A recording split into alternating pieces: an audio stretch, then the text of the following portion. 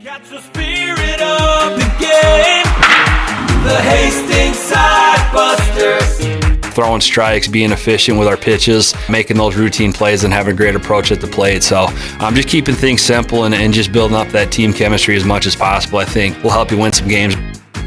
1-2. Swing and a miss as the Sodbusters strand the bases loaded to keep this a tie game. This one is bounced back up the middle and into center field for a base hit. 1 run scores. Here comes Printer around third. Our fans recognize that, and they know that it's a family atmosphere at our place, and that's what we like.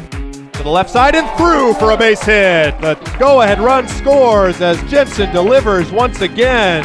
This one, the lightest of light hits. He gets an RBI single. I think it's just a great experience, getting kids from all over the country to come in and play together. Catch the spirit of the game, the Hastings Sodbusters. Dare we say a win streak for the Hastings Sodbusters. Hastings made it 3 in a row with a 7-3 victory over the Nebraska Prospects. Solid starting pitching continues to be the theme as Jack Kruger worked 6 innings of 1 hit ball, struck out Aynard Watka only 4. A 6-run sixth eliminated all doubt as Hastings out-hit Nebraska 10-2.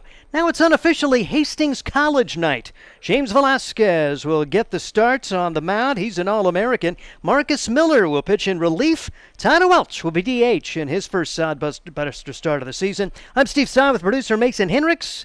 When we come back, Ryan Valenta will have an interview with Hastings relief pitcher Jude Sundquist. That's our Sodbuster Spotlight as we bring you Sodbuster Baseball. Hi, I'm a baseball umpire. My job can get pretty stressful. I have to keep my eyes open at all times, and if I don't make the right call, people boo me. So to relax, I visit a Nebraska lottery retailer like this one and buy some scratch tickets. It always calms me down. Hey, you cut in line. I did not. All right, you're out of here. Hey, he didn't cut. All right, you're out of here. I feel better already. The Nebraska Lottery. Top prize odds vary by game. Dog Roll Patrol provides reliable and professional pet waste management services in the Hastings area. Hire Dog Roll Patrol today and spend more time enjoying your furry friends and less time cleaning up after them. Depending on your location and number of pets, Dog Roll Patrol will work with you to come up with a schedule that best fits your situation. Dog Roll Patrol takes great pride in their work. Family owned and operated out of Hastings. Get a free quote and details on the services at dogrollpatrol.com. Our next episode of the Sodbuster Spotlight features one of the Division I guys, Jude Sundquist, a South Dakota State Jackrabbit. Jude pitched in relief and was very good in his first appearance against Oahe the other day. But Jude, you're spending your summer ball here in Hastings, Nebraska, far away from, not too far away, I guess, from South Dakota State. Talk to us about how you ended up here in Hastings. Yeah, so our coaches reached out here early in the season. Made my decision a couple weeks before the season ended. Just wanted to come play here, get as more innings as I could because I didn't get too many during the spring season. So that spring season for the Division I Jackrabbits, we were talking about it before. You had some tough competition, some tough cookies you had to face on the mound. Lots of good Division I competition. Just tell us about those matchups and just what it was like going up against some of the best guys in Division I in college baseball. Yeah, so coming out of high school, like I mentioned before to you, I tore my elbow, so I didn't get to play my true freshman year. So then this year was my kind of rehab year. I got my first relief against University of Dayton. Didn't do too well, just kind of nervous out there. Got my second rehab against Dayton as well. I did a little better, got my feet wet more, and then I got to go against K-State, which was pretty cool, not gonna lie. Well, I think maybe another cool one. I mean, you get to play in front of an even bigger ballpark. You got to pitch a little bit in the game against Nebraska at Haymarket Park, one of the largest college fan bases in the country. So you got to do that as well. I mean, just you've pitched at the biggest stage. I mean, just what is that like pitching in an away crowd, especially like Nebraska? That is just everybody's rooting against you there. Yeah, it's really surreal. I just want to give all praise to God, though. I mean, without him, I wouldn't be here right now. I mean, he's giving me talents that I couldn't dream of. I mean, this is my dream of playing college baseball at this level. And do you have that South Dakota State connection because you have a family member that you played here? I mean, just talk about how cool that is. You got to play with older brother. Yeah, I got to play with my older brother, Eli. Eli was with the Jackrabbits for 4 years, and he kind of showed me the ropes of South Dakota State, what it took to be a Jackrabbit, and it was a great experience for him to be there with me and for my family as well. So have you been to Nebraska before this year? Or is this your first stint here in the great state? No, this is my first year here. It's kind of same as South Dakota, not too much to do. Okay, that's what I was going to say. I mean, obviously the locals know anything around here. I mean, they told you about many of the fun plans to do. I mean, what are you expecting to get accomplished this summer when you're not doing baseball? Me and my roommate Jack Kruger will be golfing a lot. I can tell you that right now. We'll be getting a lot of rounds in at Laughlin Golf Course. What's your handicap? Not good. Well, I can say I'm right there with you, Jude. Let's just talk about personal life too. I mean, when you're not doing baseball, I mean, obviously you're going to school. What kind of school education are you looking to get, and what kind of hobbies you like to do outside of school? My major is sport and rec management, and some of the hobbies I like to do are fishing with my father, going hunting with him too. I mean, growing up, we did a lot of hunting and fishing, and now being in college, I mean, I'm far away from home, so I don't really get to do as much with him, but on the days I am home, I tend to hunt with him or fish. All right, so let's go to more back to baseball. How about you got a professional team you like? Minnesota Twins. Minnesota hometown Twins. Well, I'm asking all the guys this season, all-time Mount Rushmore, your favorite 4 Twins. I mean, could be past, could be present, could be anybody. Favorite 4 Twins. Kirby Puckett, Caleb Thielbar, South Dakota State native, Johan Duran, Joe Mauer. We'll go with Joe Mauer. I was nervous you weren't going to say Joe Mauer there, but that Caleb Thielbar, that's a really good pull too. Just a reliever, but South Dakota State native too. Getting your first summer experience here. I mean, just what specifically are you looking to work on the mound here this year? I had some command issues during the spring season, so I'm just trying to get ahead early with my fastball and then use my breaking pitches off of that. All right, and I'll tell you now too. Staples in Nebraska. Have you heard of Valentino Zarunza yet? We have a teammate from Omaha that told us about Runza to go try it, but I have not yet. So in the coming weeks, I will. You're going to get one after the games, one of the seasons. That's Jude Sundquist, South Dakota State guy who is pitching at the Division I level and doing some nice work in his first outing for the Sodbusters. There's nothing like relaxing on a summer day. Nothing like taking in a Hastings Sodbuster baseball game. And there's nothing like an ice-cold Pepsi to make the day perfect. Pepsi Cola of Hastings wants to make your nothing like be the best day it can be, whatever the occasion. Enjoy your favorite refreshing Pepsi product throughout the Sodbuster season and make your nothing like memories. Pepsi Cola of Hastings, a proud sponsor of Hastings Sodbuster Baseball. Hastings Sodbusters Baseball's in full swing, bringing you another fun-filled summer of high-level collegiate wood-bat baseball at historic Duncan Field. A great way to spend a summer evening with your families at a Sodbusters baseball game. Go online to HastingsSodbusters.com for their home game schedule or to purchase tickets. Hastings Sodbusters Baseball. It's a hit. Got the spirit of the game. The Hastings Sodbusters. It's Steve Stein, it's Ryan Valenta back at historic Duncan Field, where it is a little bit windy, and it's hard to say when it's 81 degrees, but is this the worst night we've had for baseball in the first 5? If this is the worst night for baseball, it's going to be a pretty darn good year, because probably the breeziest night. We haven't had very much wind the first few ball games, and still gorgeous, and wind blowing in. It's pitcher's paradise even more here at Duncan Field tonight, Ryan Valenta. All I can say is that it is sun shining out here in Hastings, and yes, the wind does appear to be a factor today here at Duncan Field, but then again, you're going to need a lot of wind in any direction to help you improve your conditions at Duncan with this spacious ballpark. But if it is the worst today, and I could say it's probably a flip of the coin, because all of these first 5 games have been beautiful. But let's treat you to a good game, shall we? The Prospects back for one more game today before the Sodbusters say goodbye to Duncan Field for a couple of weeks, and then before they'll be back on not until June the 15th. So gonna be a good game tonight. Hope to bring you the 4th Sodbuster win in a row and make it a real winning streak. Sodbusters better have their A game today. Just kind of walk by the prospects dugout. Of course, they see the green polo shirt and say, "You guys ready to lose tonight?" I'm just a broadcaster. And I'm just joking with you. But I think they really feel like that was not their best performance. Probably had a little bus lag after coming from Spearfish the day before.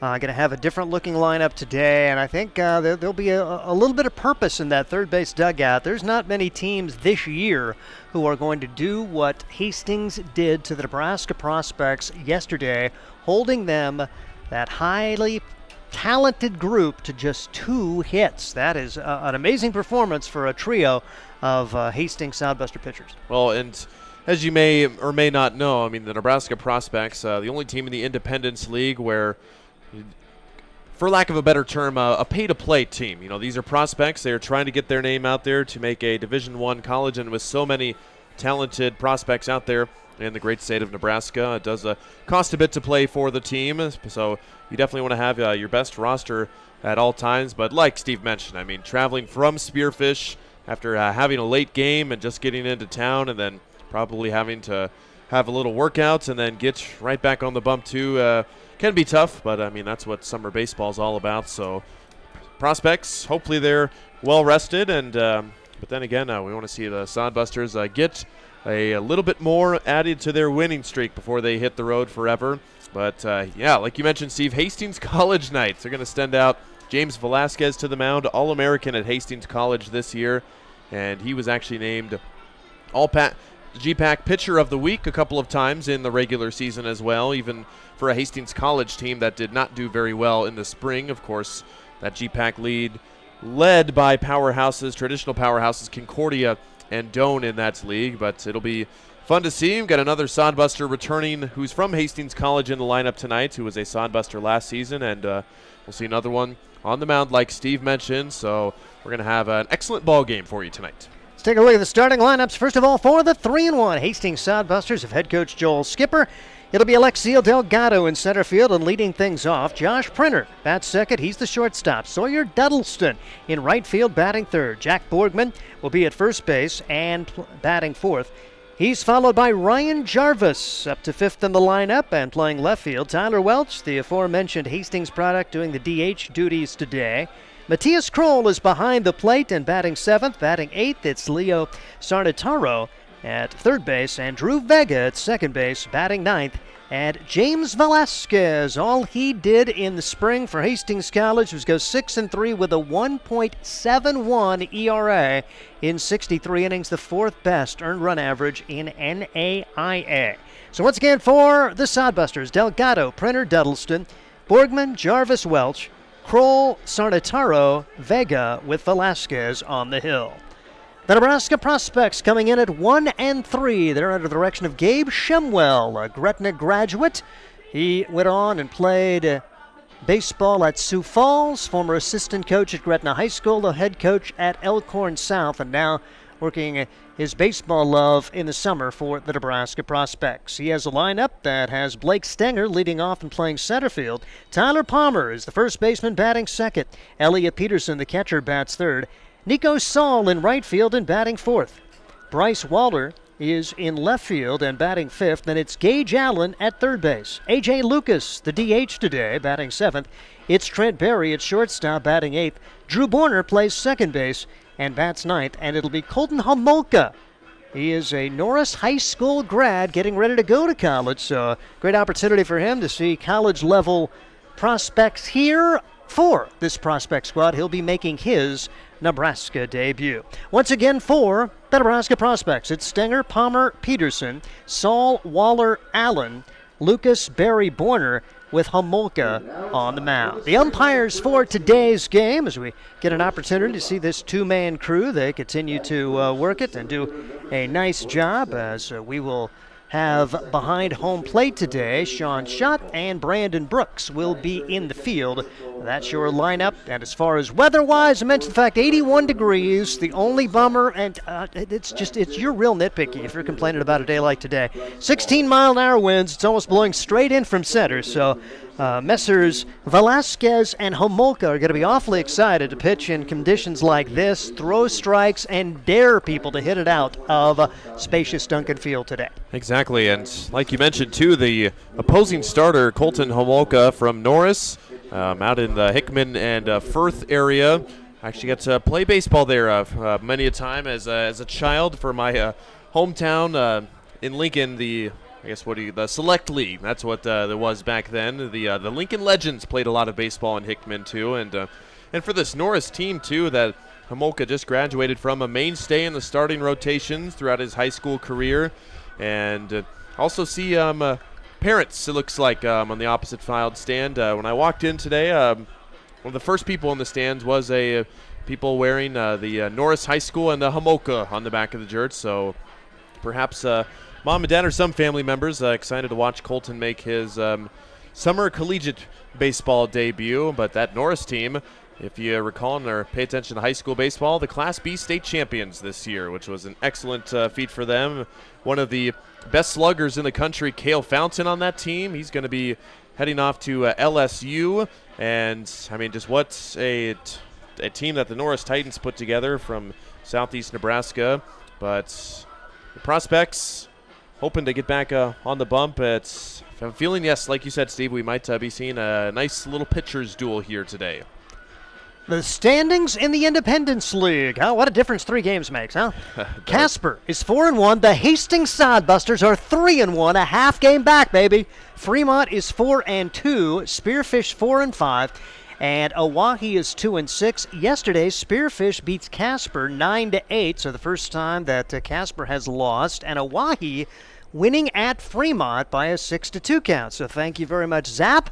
It's early in the year, but you got to kind of get off to that good start because you play a few weeks and then they reset the records, and we'll be resetting the records. You have your first half champ and your second half champ. June 23rd already is the end of the first half. So, about 20-so games in it. We crown the first half champ, and that team automatically goes to the playoffs at the end of the year. And with the way the Sodbusters have been starting, you want to see them keep getting those wins now and just get the first half champions out of the way and just go off from there. That's what Fremont did last season. They were the first half champions, and then they kind of got to, I don't know if you can say that they coasted the rest of the way, but that's certainly something that you can do. Also, before we get started, too, for the Prospects fans that might be listening in, got a text from my grandmother last night saying that Bodie and Bryce Waller were in town and that their grandma was my grandpa's sibling. So learned that I've got a couple of second cousins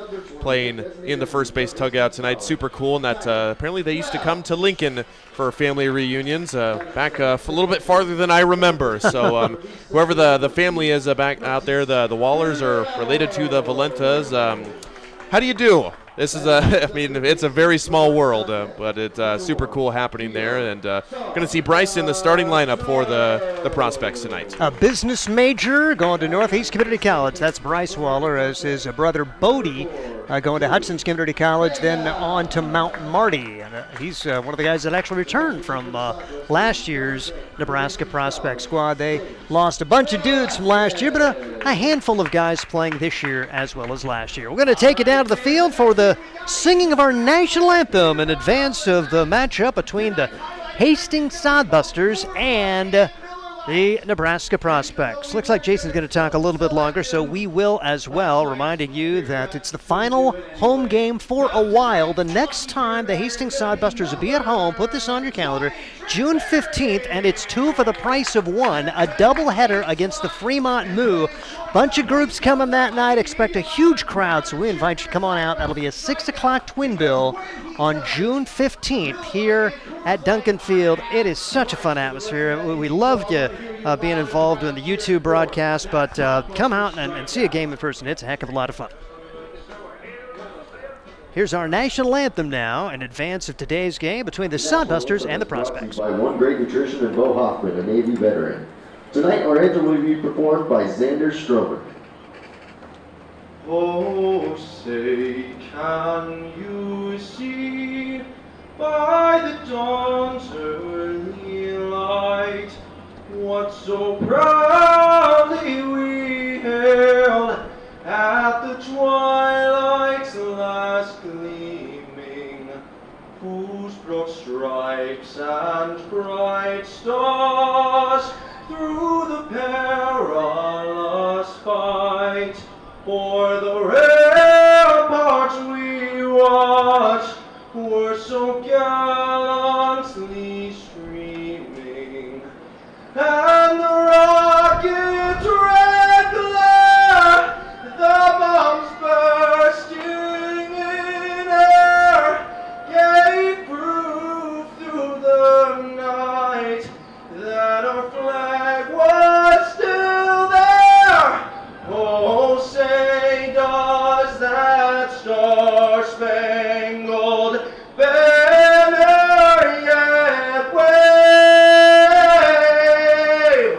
o'er the land of the free and the home of the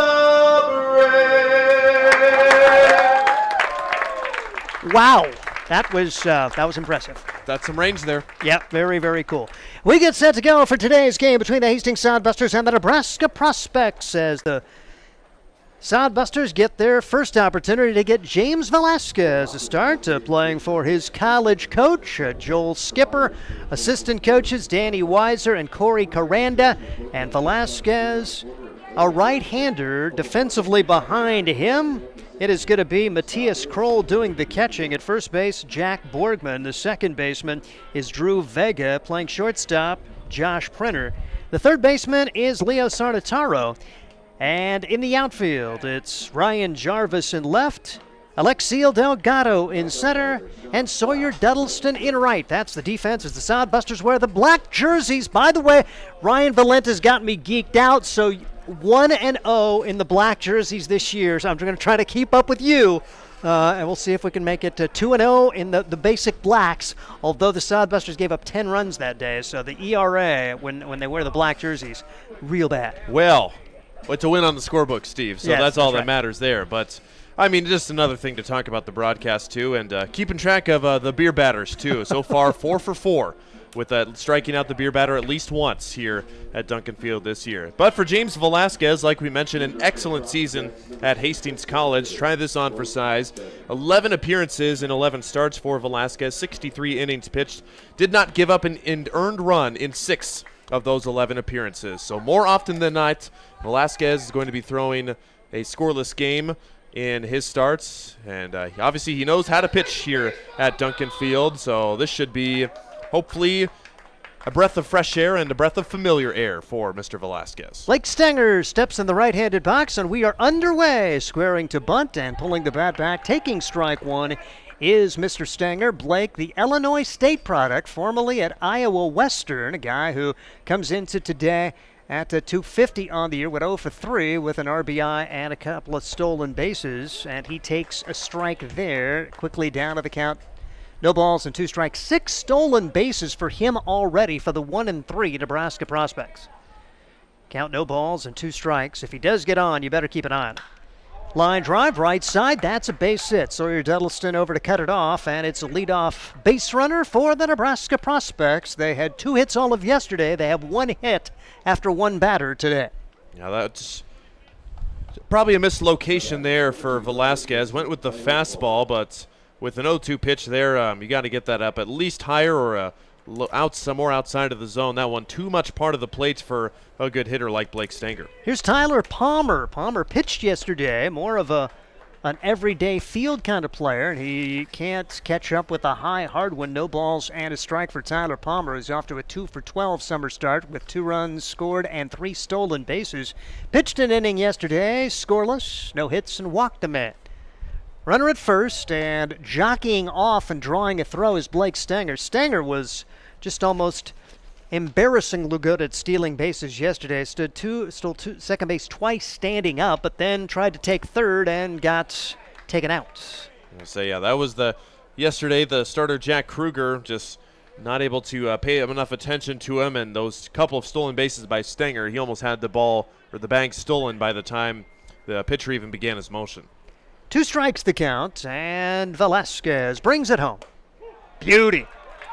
I don't know what Palmer was looking for there, but he could not get the bat off the shoulders as he says something to the home plate umpires. He heads back to the dugout, but that was a pretty good pitch. There's 1 on and 1 out for Elliot Peterson, the starting catcher today for the Nebraska Prospects. Yeah, I'm not sure what Palmer's arguing about either. According to our flight scope, a perfect pitch almost right down the middle, the upper third of the strike zone.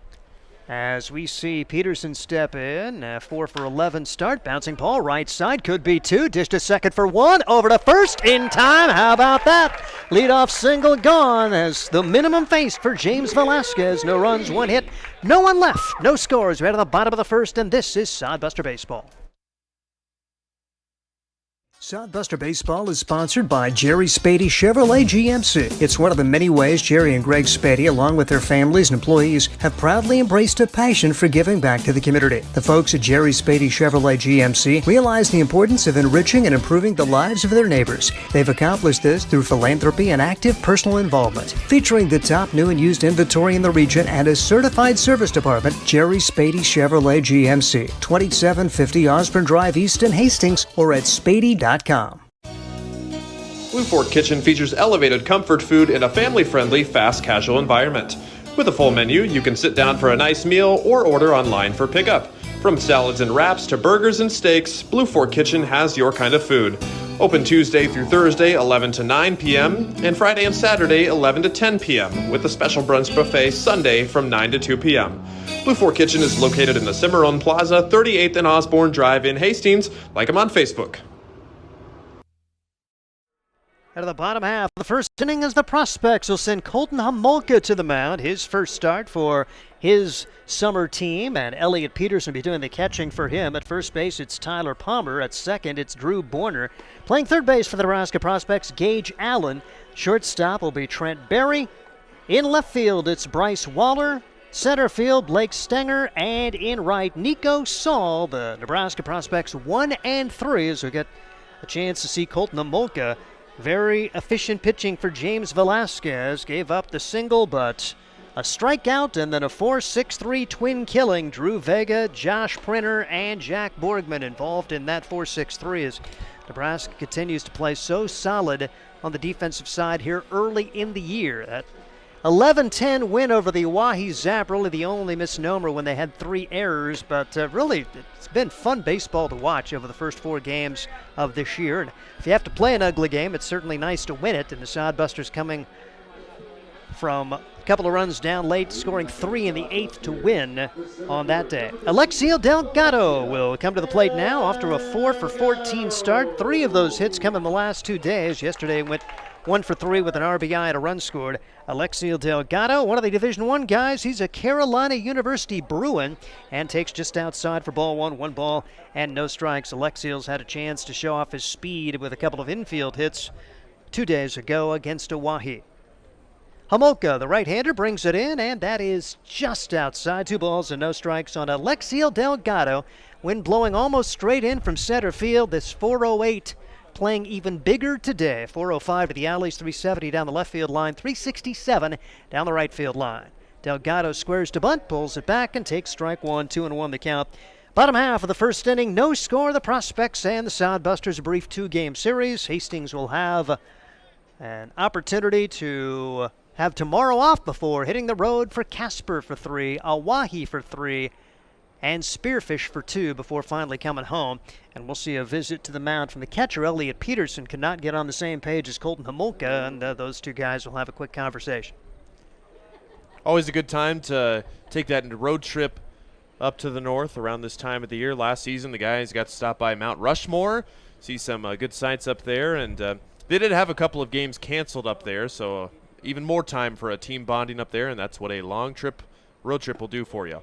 2-1 pitch is down low for 3 balls and 1 strike. Love to see Delgado get an opportunity on the bases and maybe test the arm of Elliot Peterson. Corey Koza had dynamite behind the plate yesterday, throwing a couple of runners out. Pitch at the letters for a strike. Full count for Alexio Delgado, leadoff man for the Hastings Sodbusters. He's been a fixture there early in the year. As really you've seen those top 4 pretty much be the same since day number 1. 3-2 pitch on the way. Delgado pops it up. Foul territory. Is that going to reach the seats? It just will, as the wind helped that one out of play. And no chance for Tyler Palmer to play that one. It remains 3 balls and 2 strikes on Alexio Delgado. Yeah, you mentioned it. It's such a team bonding and a perfect place to go for the team bonding in terms of scenic places. People who haven't seen Mount Rushmore, Wyoming's a gorgeous place to go, although you're not going to get to Yellowstone side of Wyoming, but still some neat places to see. 3-2 pitch, and Delgado checks the swing and fouls it back. It remains 3-2. Pretty good battle here. Opening batter of the ball game here in the bottom of the first. No score. Joel Skipper coaching down at third base. Corey Corenda, the first base coach here for the Hastings Sodbusters. 3-2 pitch again, high and tight. Don't know if it caught a piece of him one way or the other. It's ball 4. I guess we'll say walk until we see differently, but Delgado's aboard. It almost did sound like a double clunk there, perhaps, but no signal made by the home plate umpire. So leadoff walk there, and you know what we say about leadoff walks, Steve? They can come back to haunt you. Sodbusters will hopefully take advantage. Here's Josh Printer. And he will line this one to short center field. Coming on, making a little sliding grab. Nifty play for Blake Stenger. Got a good read off it. And we're going to see the outfielders playing shallow with the wind blowing in. When that came off the bat, I thought there's no way the center fielder is going to get there. But Stenger, where he's playing, that was a perfectly scouted at bat there, and Josh Printer a quick out here for the Hastings Sodbusters. 1 on, 1 out for Sawyer Duddleston. Duddleston off to a tremendous start, 6 out of 11 with a couple of multi-hit games, including yesterday, 2 for 2, 2 doubles, an RBI, and a run scored. Sodbusters won that contest by a score of 7-3, giving up a couple of consolation runs late in that contest. Strike 1, the count on Sawyer Duddleston, one of the many Arkansas Tech Wonder Boys on the roster. Takes this pitch inside. That nearly hits him. And it's 1 ball and 1 strike on Sawyer Duddleston. Sawyer did not play for the Sodbusters last year. Played here 2 years ago and had tremendous success. .366 for his summer campaign. 1-1 delivery, taken high. Runner goes. Throw down to second base. Delgado is out. Tip of the hat to Elliot Peterson. These prospect catchers have been really tough on Sodbuster runners, and there are 2 outs in the inning.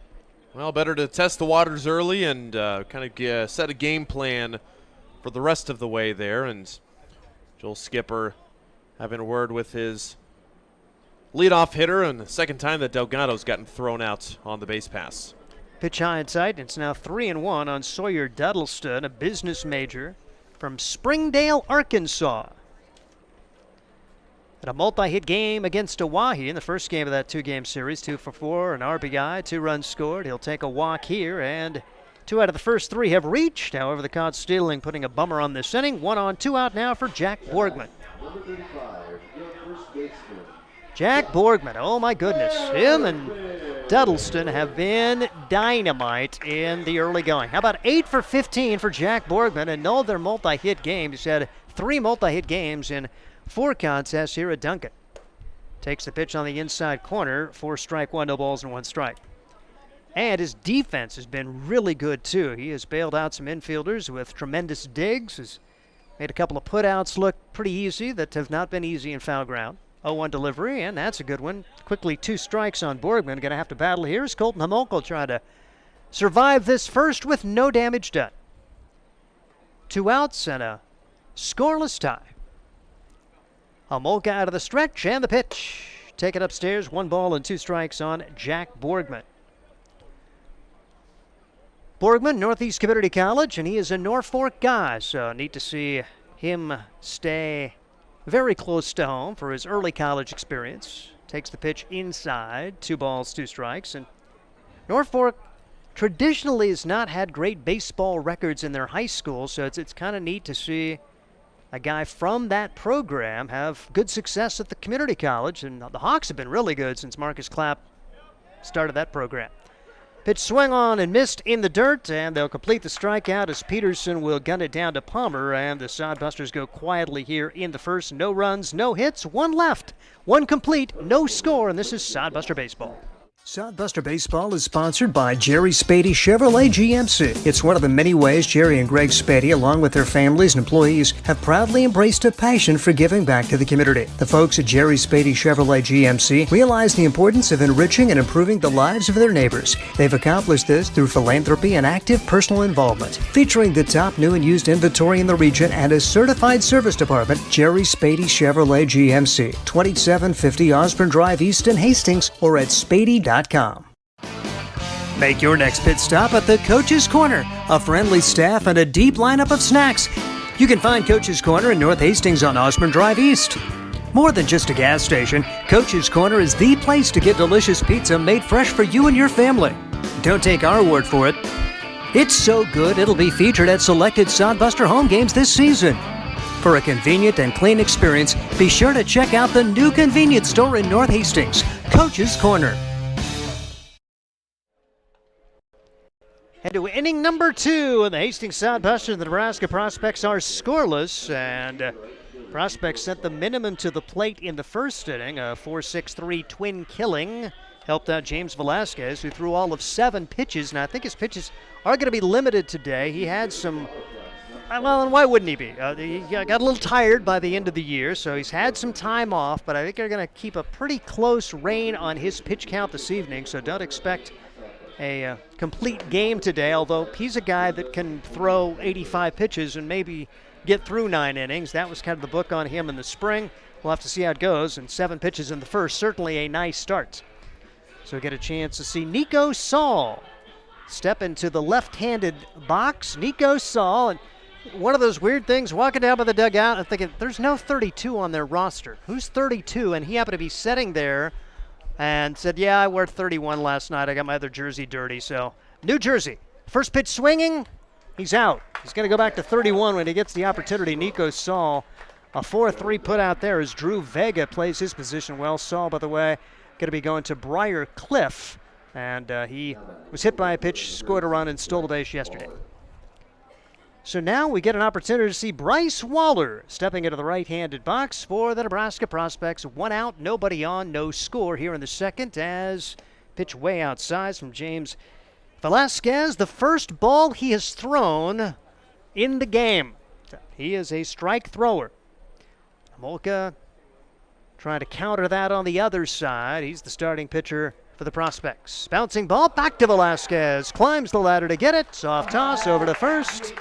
And Bryce Waller, who is 2 for 5 on the season, coming into this one, is out 1-3 on the putout, and that will bring up Gage Allen. Well, they say pitchers are pitchers, and they're not athletes. That's a good example you could put up right there. Velasquez getting up, getting the ball, softly hit enough. They tell pitchers, traditionally, if you can help it, get out of the way of your defense, but that ball hit softly enough. If Velasquez doesn't grab that, could be trouble for the middle infield.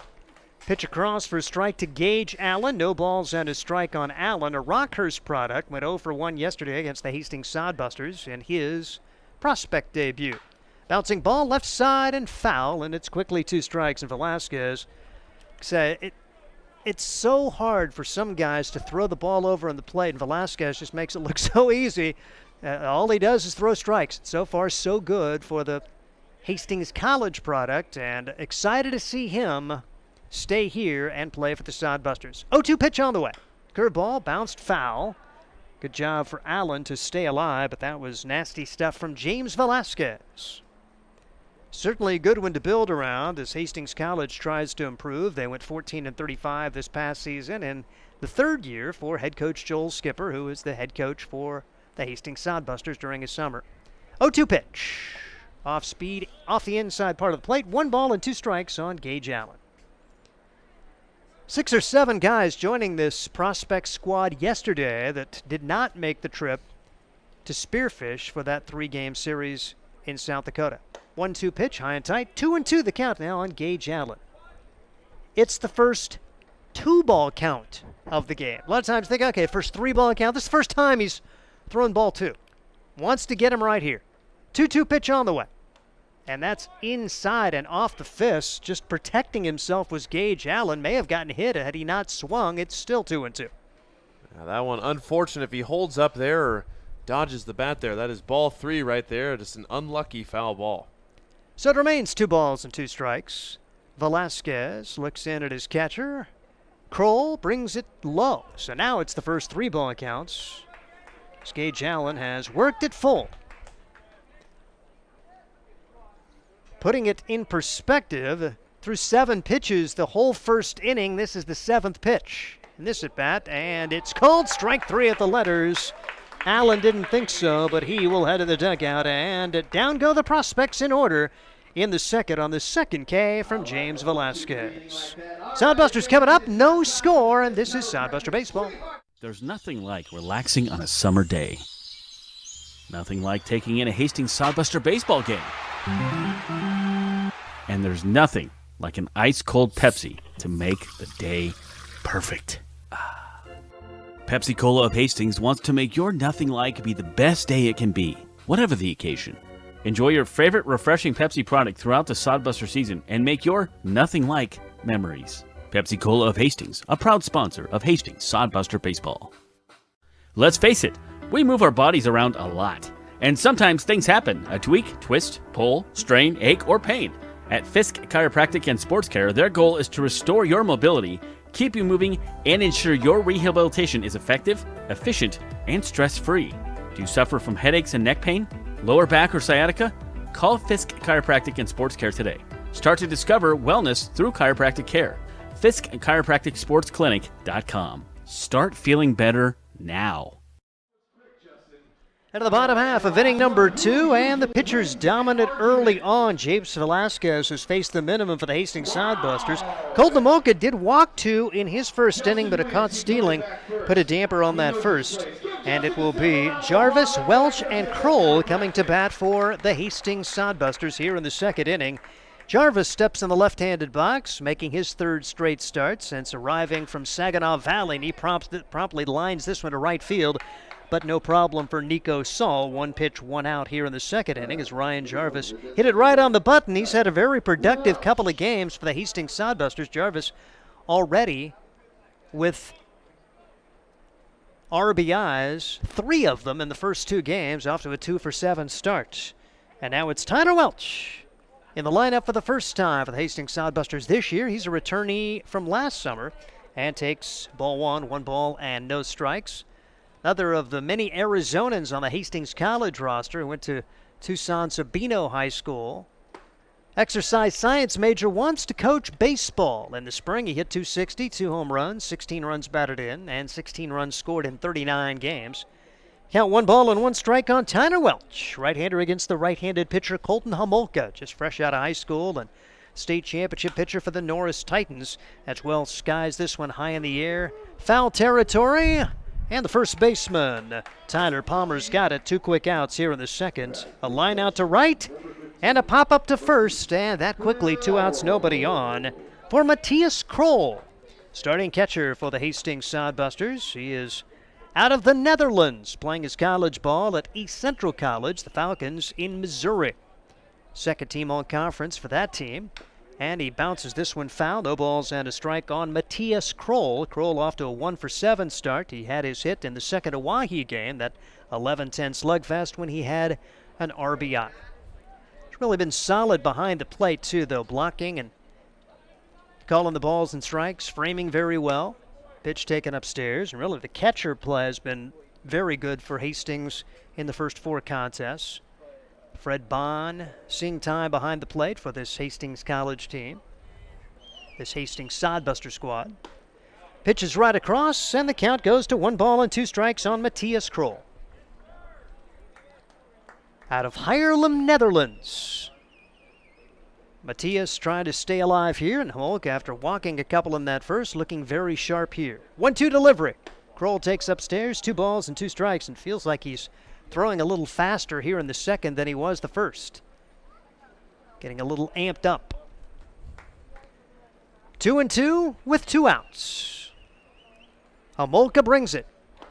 Curveball there and a foul tip into the glove of the catcher Elliot Peterson for the second strikeout of the day for Colton Homolka. Pitchers dominate through 2. It's a scoreless tie. Ryan will have it for you when we come back, and this is Sodbuster Baseball. Hi, I'm a baseball umpire. My job can get pretty stressful. I have to keep my eyes open at all times, and if I don't make the right call, people boo me. So to relax, I visit a Nebraska lottery retailer like this one and buy some scratch tickets. It always calms me down. Hey, you cut in line. I did not. All right, you're out of here. Hey, he didn't cut. All right, you're out of here. I feel better already. The Nebraska Lottery. Top prize odds vary by game. Dog Roll Patrol provides reliable and professional pet waste management services in the Hastings area. Hire Dog Roll Patrol today and spend more time enjoying your furry friends and less time cleaning up after them. Depending on your location and number of pets, Dog Roll Patrol will work with you to come up with a schedule that best fits your situation. Dog Roll Patrol takes great pride in their work. Family owned and operated out of Hastings. Get a free quote and details on the services at dogrollpatrol.com. We bring you Sodbuster Baseball. The pitchers have been really good. 18 pitches thrown for James Velasquez. Colton Homolka has thrown 28. Each guy's got a couple of Ks here in the early going, and we have seen zeros across the board. We'll turn things over to Ryan Valenta for inning number 3. Thank you, Steve. James Velasquez back out for his third inning of work. Like you mentioned, very good so far. Velasquez has faced the minimum so far. A leadoff single in the first inning was erased on a double play to end the inning. And then the prospects went down 1-2-3 in the second inning, so they'll have their 7, 8, and 9 hitters due up against Velasquez. Only time we'll mention it today because probably still a little heavy with some people out there right now. Season for Husker baseball, as we've seen, has come to a close. They fall as the Florida Gators score 2 touchdowns and a field goal against the Huskers to win it 17-11. Yikes. That's just, I mean, from what I heard from inside sources and people familiar with Huskers, they were saying, oh yeah, well, they've got that one guy who hits all those home runs, but that's about it. They're all taking back their words now. An excellent season for Husker baseball, but they're going home for the final time. Now batting, A.J. Lucas, the designated hitter, who chops it off the plate to the right side. It'll stay foul. And brings the counts to no balls and 2 strikes.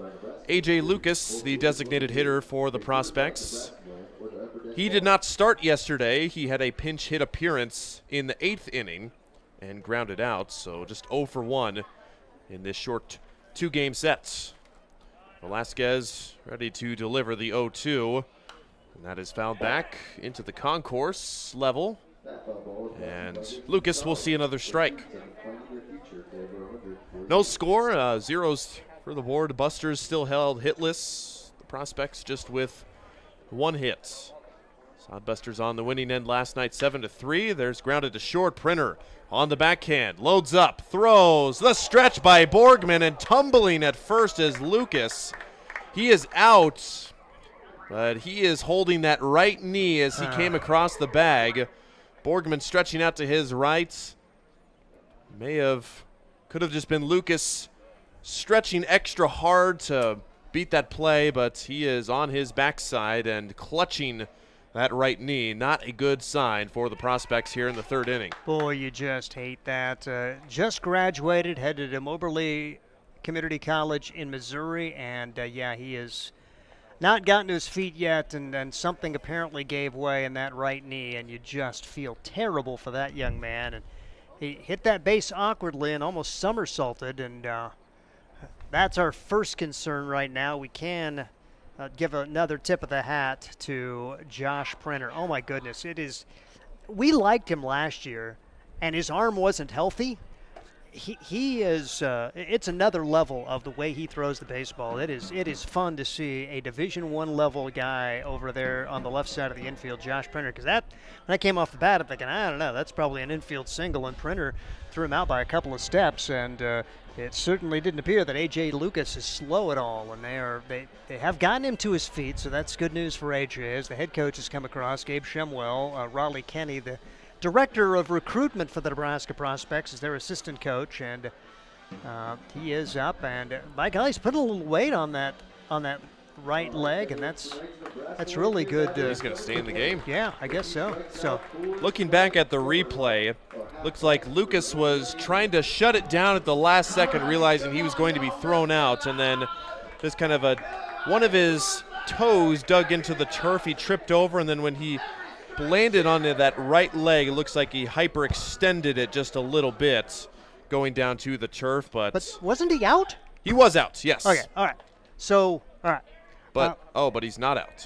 Because the umpire said out. I just watched a replay. Okay. so they must have gone to the home plate umpire, and he must have pulled a foot? Honestly, Borgman would have had to pull his foot off the bag. Okay.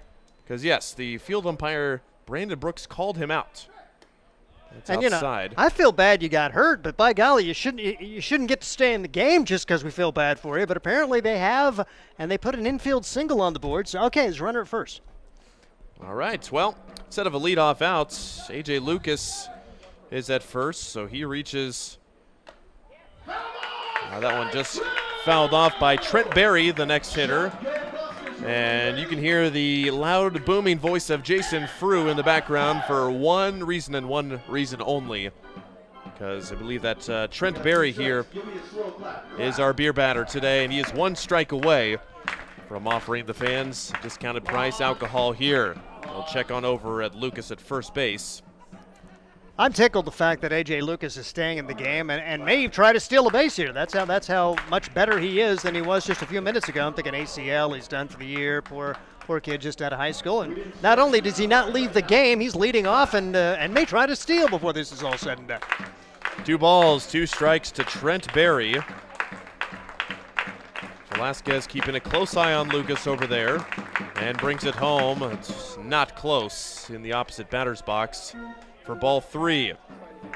Second time in as many innings where Velasquez has gotten ahead of a hitter and not able to finish him off.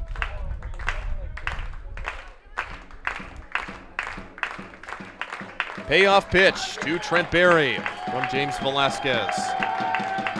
He went around. Yes, he did. Strike 3. And that is the beer batter striking out 1 for 1 here today, and that is the first out of the inning. And yes, we are keeping track of that this year. 5 for 5 in successful beer batters for the year for Jason Frew and company, as they've gotten discounted beer every home game so far. And how about yesterday, the beer batter yesterday? First, the 9th place hitter, Drew Borner, takes ball 1. Corey Kozad was the beer batter yesterday. He had only struck out 1 time in 15 at-bats in the spring or the summer so far, and he struck out twice yesterday. So they know how to pick him. Lucas is on the run, pitches a strike, the throw down to second, picture perfect. See you later.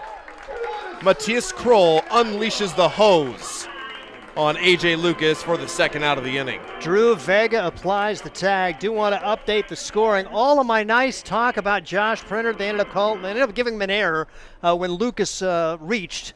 So there was officially an error on the previous play, but it doesn't matter because that guy's gone on a stolen base. Ground ball to the left side. It's Leo Sarnataro. Throws it over to first, and they just get him as he goes in headfirst on a dive. And once again, James Velasquez ends up facing the minimum. After a base runner, he is erased. And through the first 3 times through the lineup for the Nebraska Prospects, just 1 hit, and they have only sent the 9 to the plate. Buster's trying to break through in the bottom of the 3rd after this.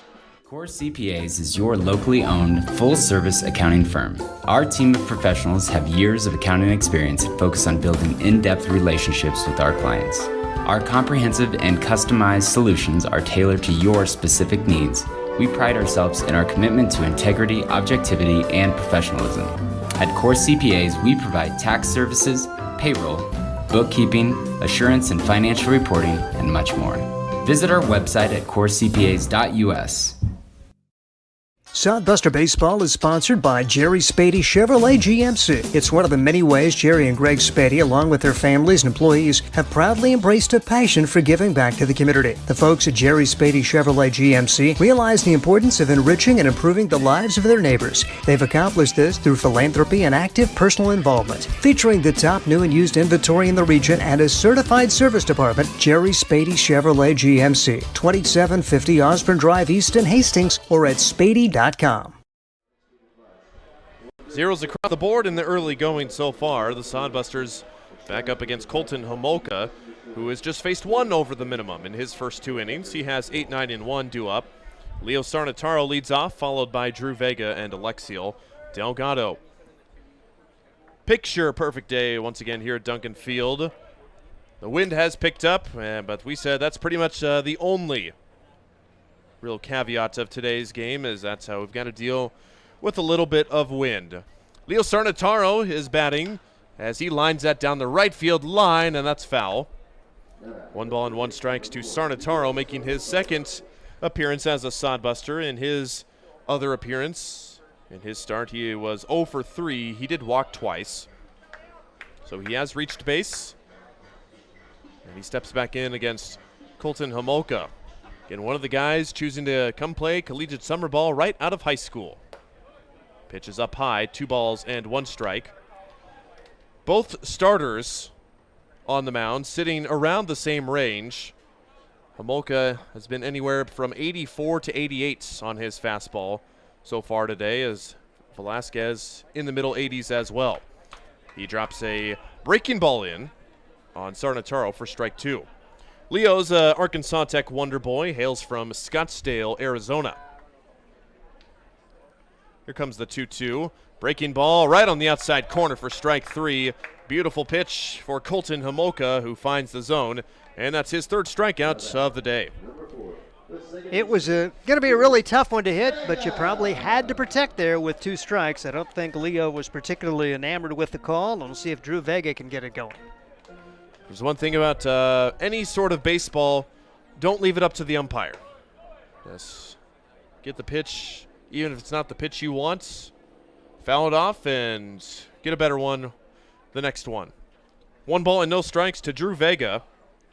Drew Vega also making his 2nd appearance for the Sodbusters this season. Homolka drops in a breaking ball for strike 1. Vega, also an Arkansas Tech Wonder Boy. He also went 0 for 3 in his season debut. He did drive home a run, though, and also walked. And that one is lined foul. That's going to head into the Sodbuster bullpen. Vega, in his spring season at Ark Tech, he was a freshman and did not play. And he hails from Dardanelle, Arkansas. Count now 1 ball and 2 strikes to Vega, the Sodbuster second baseman, and he takes it the opposite way, and that drops in for a base hit. Now Vega has his first hit as the Sodbuster, just 2 games in, and that's a 1-out single, and it turns over the lineup. Particularly the guys who didn't play in the spring, you love to see them get early success just to kind of get the pump primed, and going to be a lot of battles for playing positions as this season goes on, so you want to take advantage of those chances, and Drew Vega with an early hit. Back to the top of the lineup, Alexiel Delgado bats with 1 out. First pitch to him is down low for ball 1. Delgado walked in the first. He attempted to steal seconds, but he was nabbed by the catcher Elliot Peterson. On the season so far for Alexiel, 4 for 14, runner on the move, and that one will not be in time. And stealing the bag fairly easily is Drew Vega, as that throw from the catcher Peterson had nowhere near getting Vega out. We've seen some pretty good base stealers thrown out by this prospect catching crew, so that's pretty impressive for Vega to steal it that easily. Sodbusters were thrown out on the base pass multiple times yesterday. The 1-1 pitch, and he overthrew that one, gets back to the screen, and on to third is Drew Vega with the wild pitch and the potential game's first run, just 1 base away with 1 out. Best scoring chance for the Hastings Sodbusters. Can Delgado play fundamental ball with the middle infield back? Any old soft grounder, and the Sodbusters will have the lead. Delgado drove in his first run as a Sodbuster yesterday in the 7-3 win. And that came in the 6th inning on a sac fly. Here comes the 2-1 check swing. And I believe the home plate umpire said that Delgado went around for strike 2. And that is indeed the call. 2 balls and 2 strikes.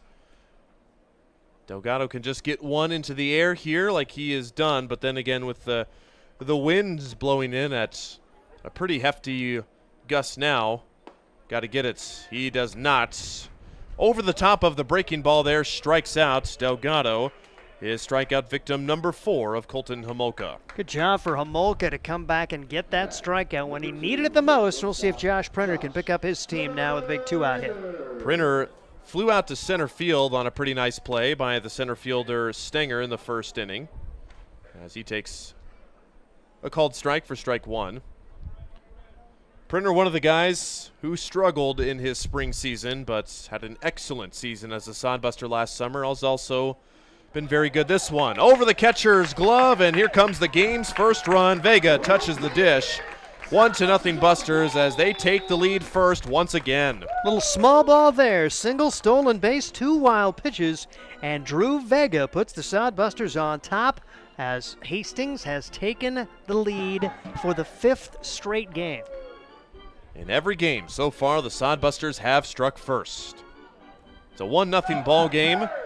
Now the base is empty for Josh Printer, who swings and misses for strike 2. It's another thing contrasting this year to last year, and it's a new season. You know, don't want to belabor the point, but it seems like Hastings was behind 4 runs. Yes. In that early part of the year, they just could never play from ahead.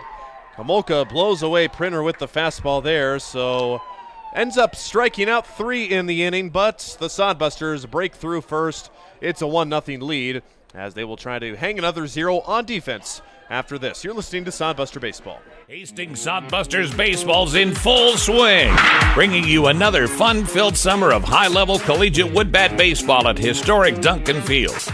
A great way to spend a summer evening with your families at a Sodbusters baseball game. Go online to HastingsSodbusters.com for their home game schedule or to purchase tickets. Hastings Sodbusters Baseball. It's a hit. Got the spirit of the game. The Hastings Sodbusters. Make your next pit stop at the Coach's Corner. A friendly staff and a deep lineup of snacks. You can find Coach's Corner in North Hastings on Osborne Drive East. More than just a gas station, Coach's Corner is the place to get delicious pizza made fresh for you and your family. Don't take our word for it. It's so good it'll be featured at selected Sodbuster home games this season. For a convenient and clean experience, be sure to check out the new convenience store in North Hastings, Coach's Corner. 1-0 ball game. Hastings grabs the lead in the bottom of the 3rd inning. And back out on the mound, James Velasquez for his 4th inning of work, who has faced the minimum through 3 innings, has had a couple of base runners, just 1 hit allowed, and the other one reached on an error, but both of them were erased on the base pass. A double play turned in the 1st inning, and Matthias Kroll, the catcher, throwing out A.J. Lucas, who, after he reached first base, we thought he was going to have to go get checked out and be out for the rest of the game. And how about that? You know, you go down, you clutch your knee, and then you end up trying to steal second base. I mean, braver than I am. All right, so for the prospects, going to have the top of the order due up. Blake Stenger, the first to bat. That one missing wildly in the left-handed batter's box for James Velasquez. 31 pitches through 3 innings for James. As we mentioned, he was the rock, he was the ace for the Hastings College Broncos. And a chance to get some more innings in the summer here at his home ballpark. 1-0 pitch to Stenger is missing low for ball 2. They are not going to take any chances with A.J. Lucas, though. We saw the head coach talking to the home plate umpire, and Lucas has been lifted. The next time they come to the plate, it'll be Jacob Perrin as the DH. They did just officially change that in game changer there, so yeah, don't want to risk aggravating a potential injury, especially in summer ball when the real season for most guys is in the spring. Good breaking ball on the inside corner as Blake Stanger was ready to head down to first. That is strike one, 3 balls and 1 strike. Stanger led off the game with a single, and jumping and not able to grab it is Drew Vega. He puts his second single in as many at-bats in the exact same spot. That one a little lower than last time. Vega had a chance, but out of his reach, and Blake Stanger 2 for 2 to lead off the 4th inning. He was eliminated on a double play the last time. Watch out for his potential stolen base prowess. 2 stolen bases yesterday and 6 for the year. Tyler Palmer bats with nobody out, runner at first. Top of the 4th inning.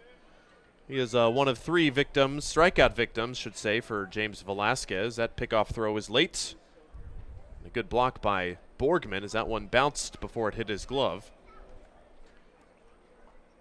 So Stanger now with both hits for the Prospects, and he is antsy, ready to steal second.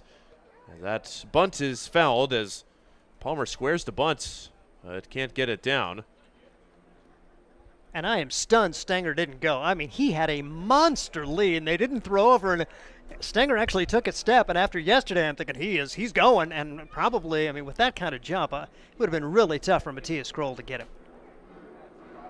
1 ball and 1 strike.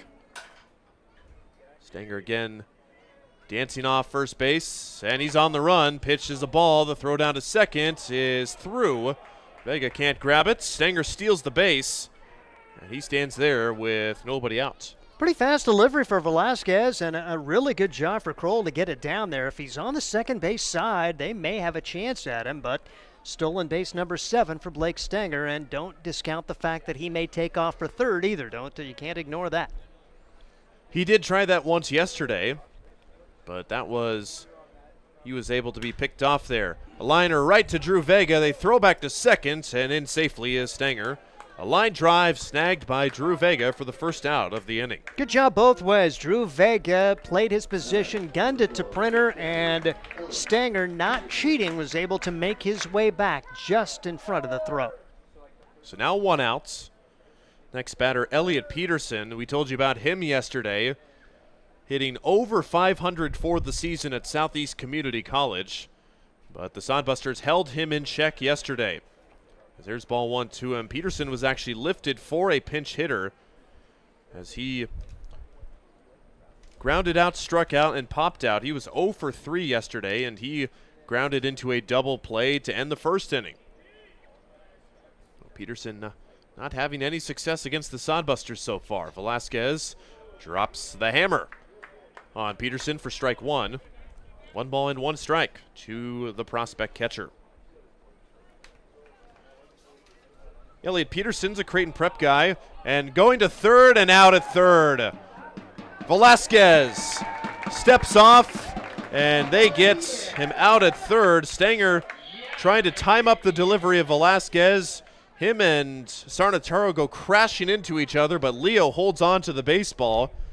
And for the 2nd straight day, Stanger makes an out at third base.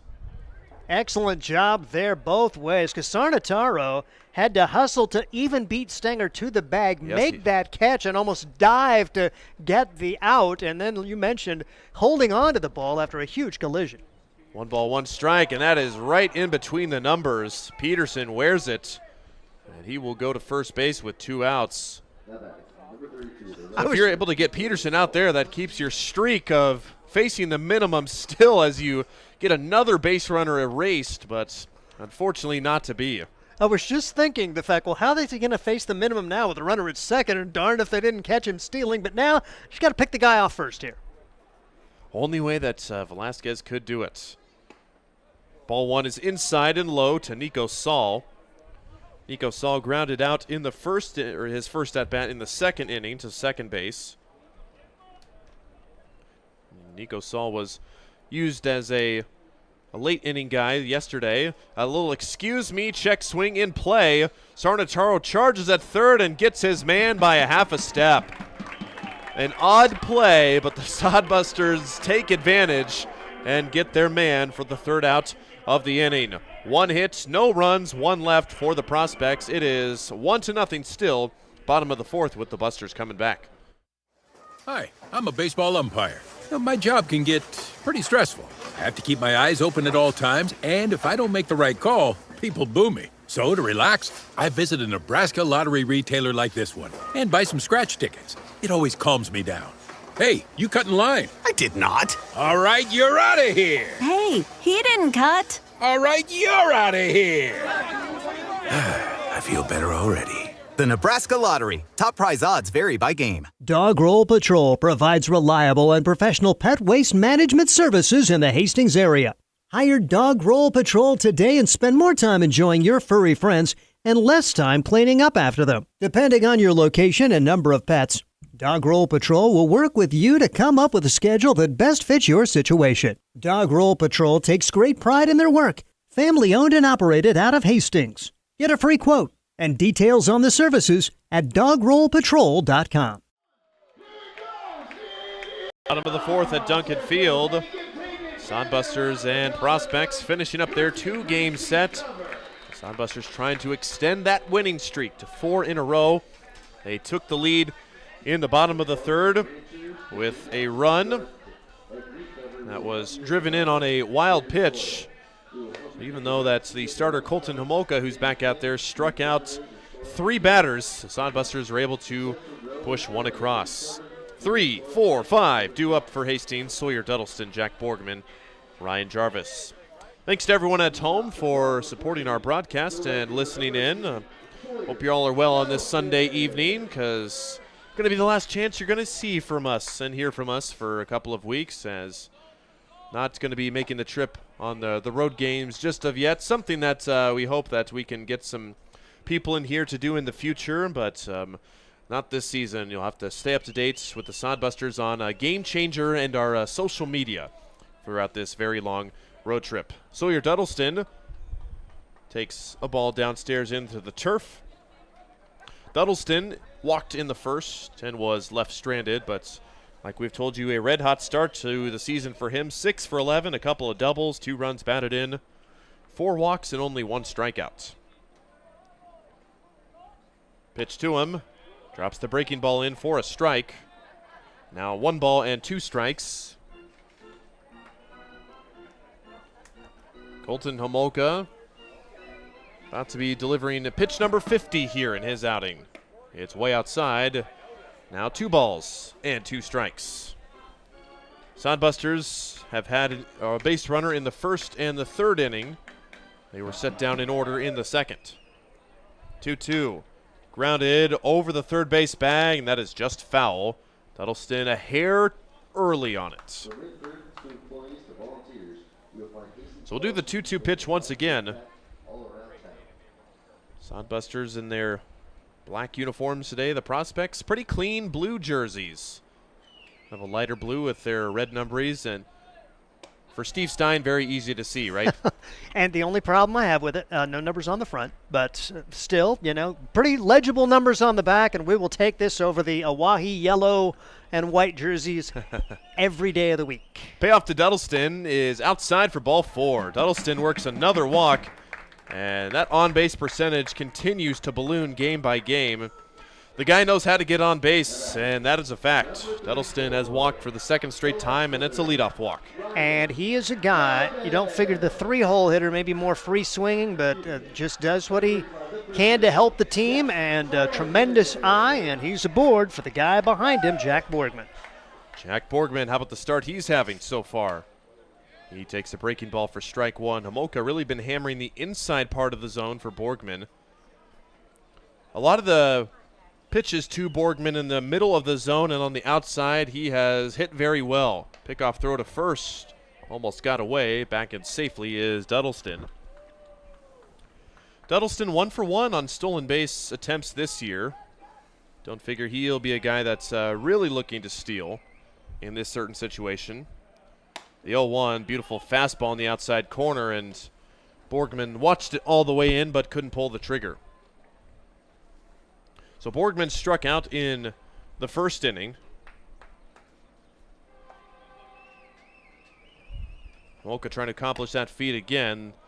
Same pitch, went with the fastball on the outside corner, but just a little bit too far this time. 1 ball and 2 strikes. Borgman's best day was a 3-hit day, where he doubled all 3 of those plate appearances early on in the season. 30-plus chances for you to come and watch the Sodbusters out at Duncan Field. They're going to check on the runner again. And Palmer trying to put a little okey doke on Sawyer Duddleston to pretend that the throw got away there. And let's just say he won't be nominated for an Oscar anytime soon. Pitch up high, 2 balls and 2 strikes. Seen that, I mean, at all levels. You try it's more of a design play, though. It's the whole team is screaming, "Go get the ball!" and try to get the guy off the bag. That one just a solo act by Tyler Palmer, the first baseman. Borgman off the fist. Going to be trouble for the second baseman, Borner. He underhand tosses in time.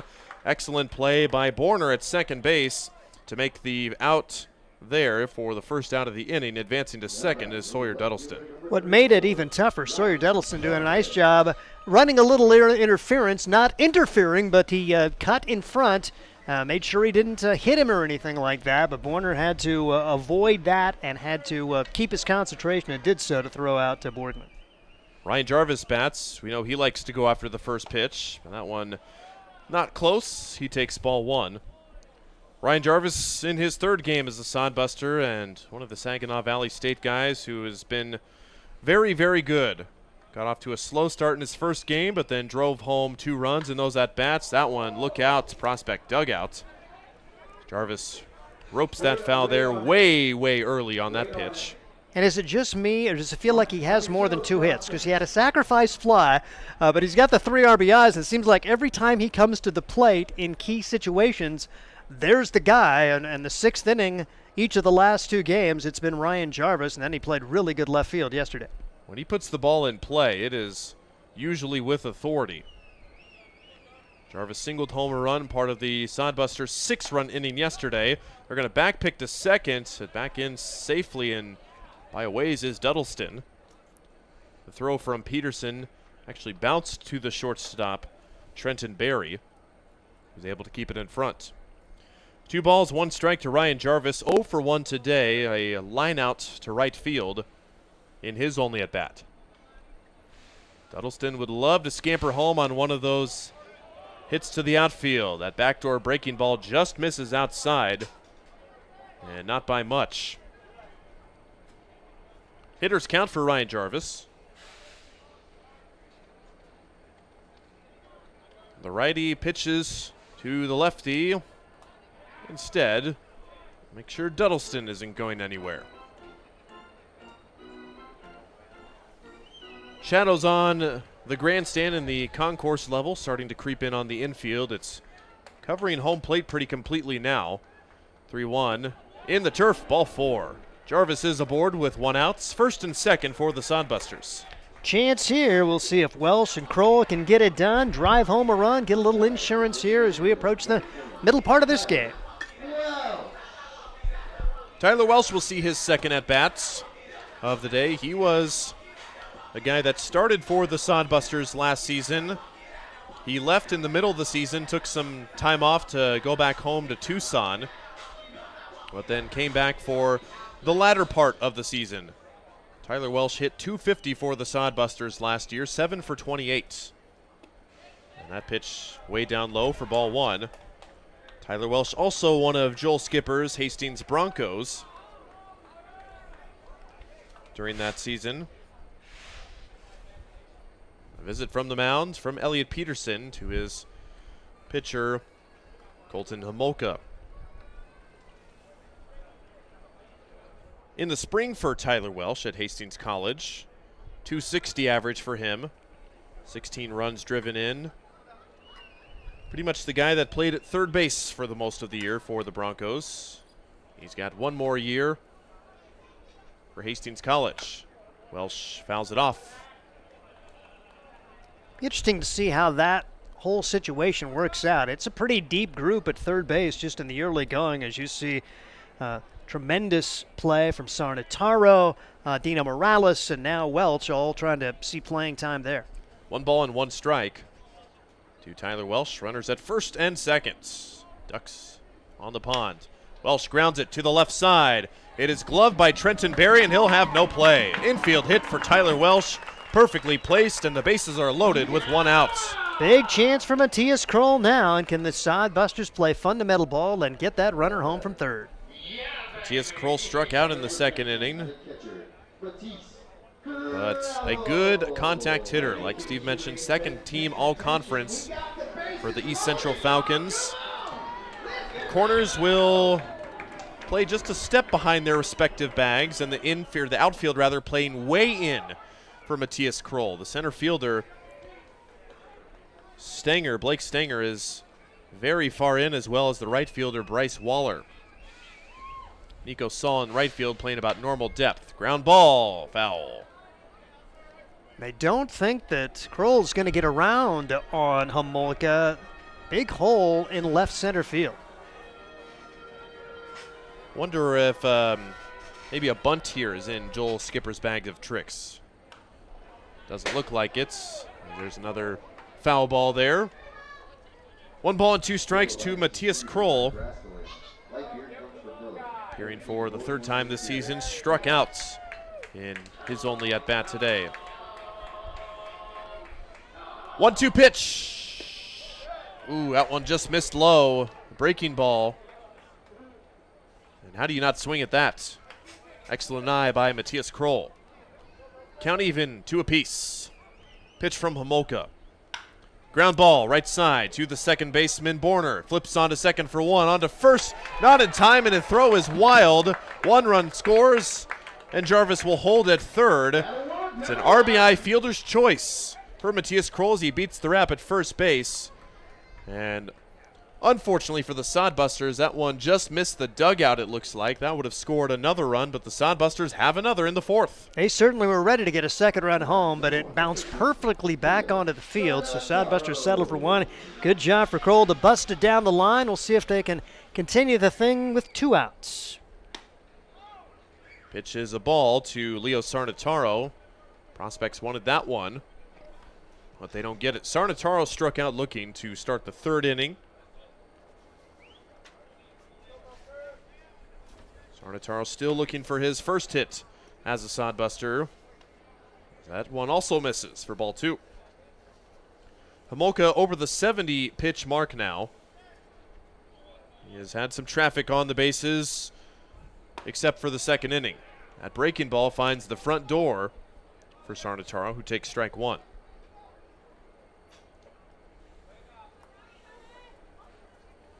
Sodbusters really look solid offensively and defensively so far in the early going.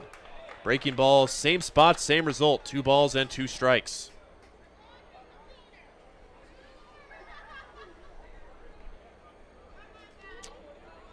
Sarnataro with runners at the corners trying to drive home the game's 3rd run. Oh, where was that pitch? That one looked pretty good. That one called a ball, and yeah, that should have been strike 3 according to our flight scope.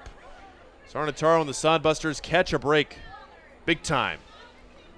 3 balls and 2 strikes. Give him another chance. See what Sarnataro can do with it. Runner on the move, and Sarnataro offers at the pitch and strikes out for the 2nd time. The Sodbusters will settle for the 1 run. After 4 innings of play, Busters up 2-0. 5th inning coming up. Let's face it, we move our bodies around a lot. And sometimes things happen. A tweak, twist, pull, strain, ache, or pain. At Fisk Chiropractic and Sports Care, their goal is to restore your mobility, keep you moving, and ensure your rehabilitation is effective, efficient, and stress-free. Do you suffer from headaches and neck pain, lower back, or sciatica? Call Fisk Chiropractic and Sports Care today.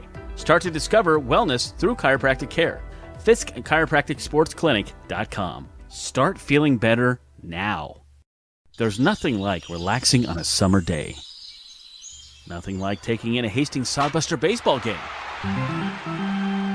And there's nothing like an ice-cold Pepsi to make the day perfect.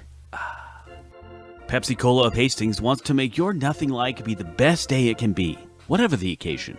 Enjoy your favorite refreshing Pepsi product throughout the Sodbuster season and make your nothing like memories. Pepsi Cola of Hastings, a proud sponsor of Hastings Sodbuster Baseball.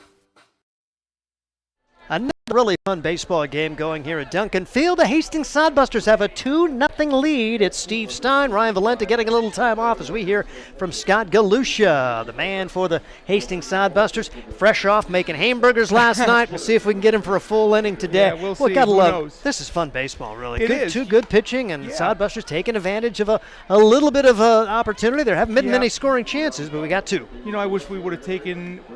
We got a run across, but I wish we would have executed a little better and got that done on our own. But we'll take whatever we can get. And same thing there. We got to shorten up a little bit. We got to put the ball in play a couple more times. But just like the other night, their second baseman took a step back.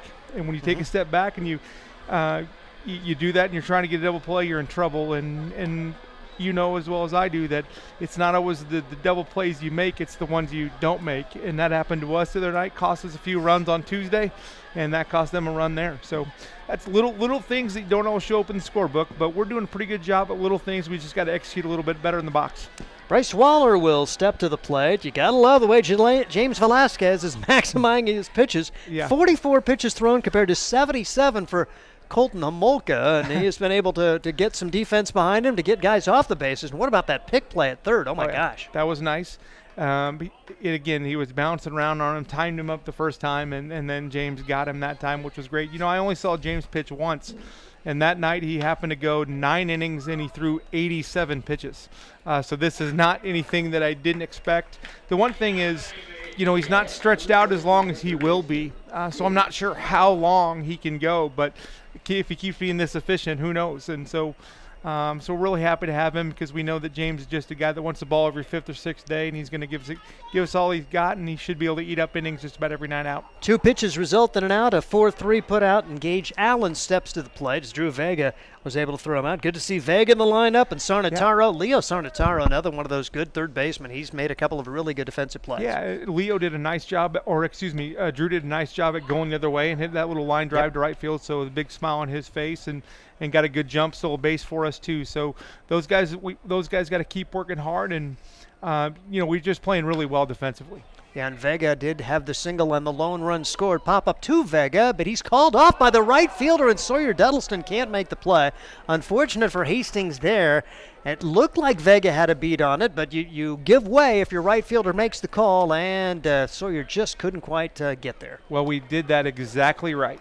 Second baseman's supposed to go until it gets called off, and those guys are teammates too, which is even more ironic. But called him off, did it right, and then there's a lot of wind up there, and wind just got a little bit of him there. So hopefully we can recover from that and it doesn't cost us. It will be an error charge to Duddleston. The pitch is outside. By the way, batting now is Jacob Perrin for the first time. He's batting for A.J. Lucas, who took that really scary fall at first.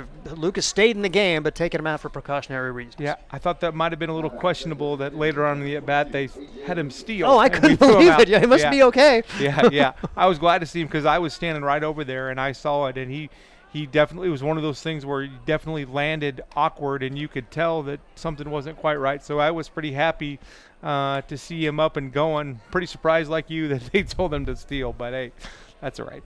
We'll take it. 2-0 Sodbusters. We are in the top half of the 5th inning. It's Steve Stein, it's Scott Galusha, and James Velasquez has a gem going. Another good start for this Hastings Sodbuster crew as the starting pitching through the first 5 games really been 4 quality starts so far, and the one game they didn't have a quality start, the rally for the win, 11-10. Yeah, and you know what? That young man will give us quality starts. Dalton was really, really good in the spring. He just kind of lost his way a little bit, wasn't finishing his breaking ball, and just kind of aiming it, which is all 3 of those people he hit that night were all breaking balls. Just got to finish that. So I'm not worried about him at all. He'll give us quality starts moving forward.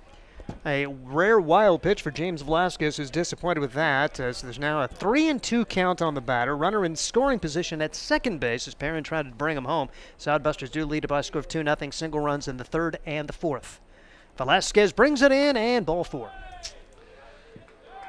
So an error and a walk, and now the tying runs are aboard with the 8 and 9 hitters coming up for the prospects. Yeah, that's not. We got to do better. Those are things that we can control, and don't want to have that problem at the bottom of the lineup. And now we're probably looking at possibly a bunting situation here, although they don't like to bunt a ton. But with the bottom of the lineup in and runs kind of being at a premium, I think we're going to have to make a defensive play here. Trent Berry's 1 for 7 on the year. He pitched yesterday for this squad as he will step in the right-handed box. Runners first and second, 1 out. Maybe with 1 out already on the board, that takes away the bunt possibility. But the Sodbusters will have to be wary of all, and there is a little bit of action, it looks like, down the line. Nobody officially throwing yet, but we saw some scurrying in the bullpen for this Hastings squad, even though Velasquez just getting over 50 pitches now, but throws this one outside, and 1 ball and no strikes. James losing his release point a little bit in this inning.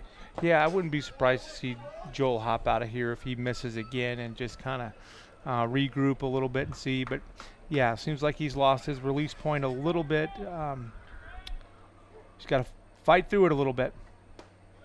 Now 3-0, so walked the last guy. Pretty good control pitcher, but the error and now maybe a loss of focus just a hair as he gives up the walk, and now 3-0 on Trent Berry.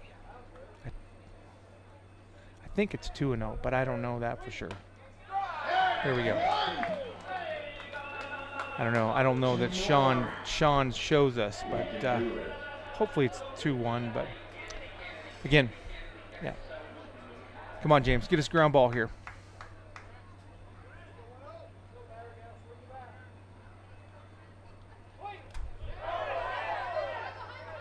Pitch in the dirt, and that will allow runners to advance. And now it is 3-1 with Allen going to third and Perrin to second, and it gets a little bit tougher for James Velasquez here. Sodbusters on top 2-0, but the tying runs are in scoring position with only 1 man out here in the top half of the 5th. You just hate to see it. They have done nothing. We have just put it on a silver platter for them here.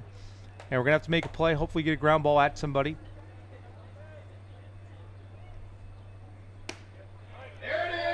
Brings across strike 2, 3-2 on Trent Berry. Berry out of Northeast Community College, a Wahoo Warrior in his high school days. And Velasquez, Arizonan, a lot of Arizonans on that Hastings College roster. Now on the Hastings Sodbusters. 3-2 pitch, swing and a miss, and a great job for Velasquez to come back and get a large strikeout. And now if he can find a way to get Borner, he survives this with no damage done. That would be great. And, you know, James missed his spot again there, but he missed it right. That ball was supposed to be away. He missed it on the inside part of the plate, but I think it was a strike, obviously, and a swing and a miss is great. Now we just got to make a play here. We got a chance to get out of this. We need to get it done. Borner grounded out to third his last time up, and we've seen solid third base play from Leo Sarnataro as Sarnataro charged and threw out a player on a really good play, and then that pick play where he just basically had to dive, grab it, and apply the tag to Blake Stenger on that caught stealing on a really good throw over from Velasquez. As Sodbusters continue to play pretty good defense, they do have 2 errors on the board today. Again, we're making plays, though. You know, the thing, yes, that away. Nice job, Leo. Right on cue. Good play for us there. You know, our 2 errors, you know, those I can live with. We're making the plays we're supposed to make. That was kind of a communication error and a wind error that by Duddleston there, but James did a great job to get us out of there and hold another 0. But I think he is tiring, so I would guess that bullpen is going to crank up pretty quick.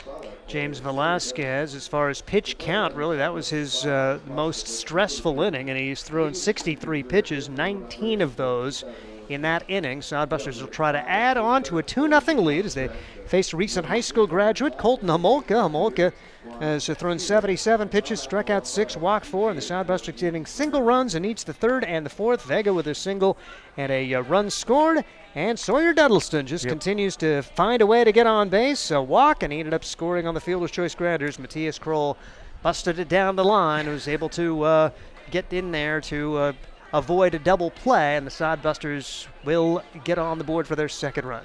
Yeah, we just need to continue to execute here. I'd like to see us keep the foot on the pedal here and try to keep adding one across and put a little bit more pressure on them. And with 77 pitches, I'd like to see if we can extend them a little bit here and get in that bullpen a little bit earlier. And I think that gives us an advantage right now just because we've got some depth over there. Matter of fact, I got to talk to you about Marcus Miller before I go. So Marcus Miller wasn't scheduled to pitch today, but we're bringing him in to maybe throw at the end of the game. But he also works for Amigos. Okay. And so let me get to that here after this pitch. Sodbusters will have Drew Vega at the plate, and he takes strike one. Again, Vega with a single, a stolen base, and then scored on 2 wild pitches back in the third. So I swung by Amigos today to pay for our post-game meal today, and Marcus Miller is literally jumping up and down in the parking lot.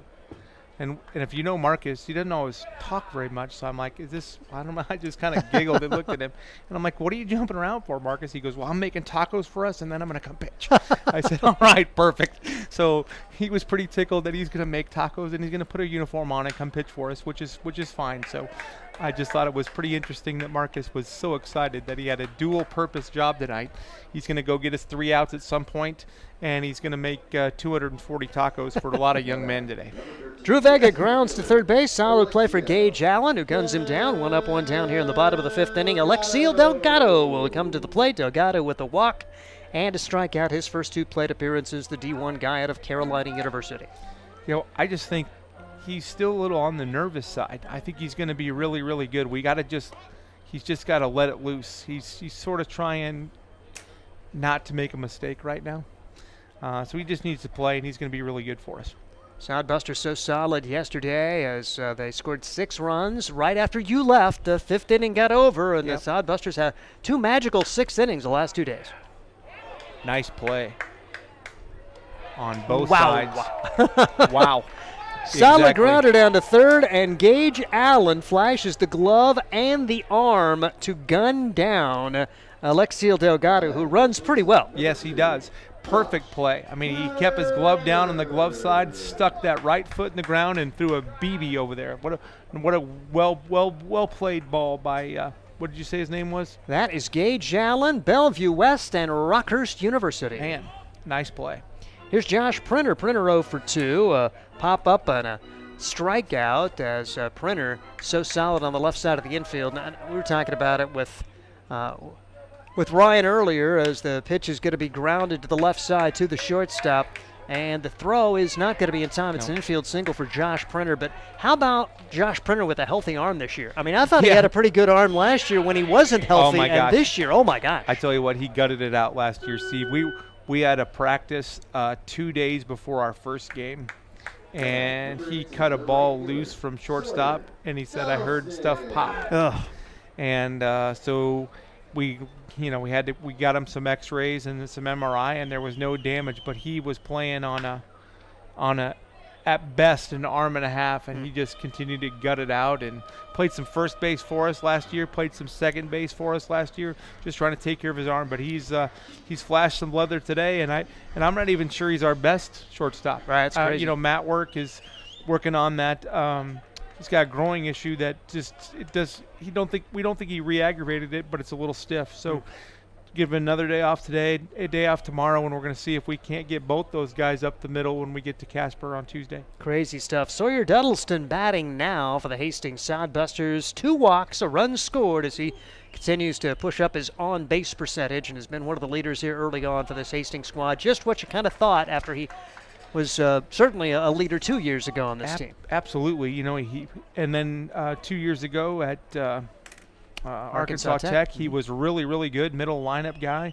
And then he went somewhere else last summer, which get a new experience. We get it. Didn't play very good last summer, and then really struggled this spring. And called me in December and said, I'd like to come back. And so we took him back, and he's just kind of plug and play, and he's kind of back to the same Sawyer we saw a couple years ago. 2 outs, runner at first, and the pitch to Duddleston, and he could not pull the trigger. He knew it as he strikes out looking. The infield single does not pay dividends. No runs, 1 hit, and the Sodbusters turned away in the 5th. It's the 5th inning with Steve doing play-by-play and Scott here. It takes about quick. 7 minutes. Yeah, it doesn't take very often sometimes, but hey, that's all right. We'll keep hanging zeros and get after it. Let's finish this off with 4 in a row. All right, Scott Galusha will take a break as the Sodbusters still lead the Prospects by a score of 2-0. Hi, I'm a baseball umpire. My job can get pretty stressful. I have to keep my eyes open at all times, and if I don't make the right call, people boo me. So to relax, I visit a Nebraska lottery retailer like this one and buy some scratch tickets. It always calms me down. Hey, you cut in line. I did not. All right, you're out of here. Hey, he didn't cut. All right, you're out of here. I feel better already. The Nebraska Lottery. Top prize odds vary by game.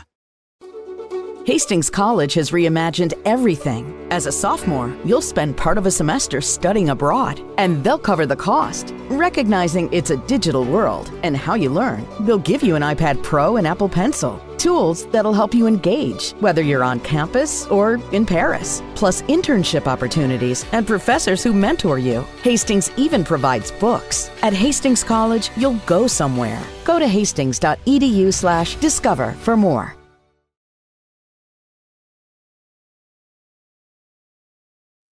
We're bringing you Sodbuster Baseball as we head to the 6th inning. Very well-pitched game between James Velasquez and Colton Mocha. It's been fun watching Sodbuster Baseball here the first week of the year. Hate to see him go on that long road trip, but we understand. Going to turn things back over to Ryan Valenta here for Hastings Sodbuster Baseball. Hey. Got to spend the past inning messing with the toy over there, the flight scope, helping out Noah log some of those pitches. And so we are back in business here. Set for innings number 6 and 7. Busters up 2-0 on the game so far. Just 2 hits for each squad. 1 error for the Prospects, 2 errors for the Busters. Now on to pitch for the Sodbusters is Fred Bond. Fred Bond, a catcher by trade. Well, we've seen him for the Busters so far this season, but Fred's going to get some time on the mound and promptly delivers strike 1. There we go. So James Velasquez's day is done after 5 scoreless innings, just allowing the 2 hits in the ball game. Pitch number 2 is outside, 1 ball and 1 strike. And it appears that otherwise the defense remains the same, so just a pitcher switch here in the top of the 6th inning. Next pitch is laced into center field, and it just falls in front of Alexio Delgado. Leadoff hitter Blake Stenger stays hot. His 3rd single in as many trips today. He is 3 for 3 today. And it's been amazing that the Hastings been able to keep them off the board with that guy on the bases to lead off 3 innings, yet no runs across yet for the Prospects. We'll see if Fred Bond can work his magic after James Velasquez was excellent with runners behind him. Pitch way outside, stopped by Kroll. So for Fred Bond, he's a Scottsdale Community College guy, hails from Chandler, Arizona.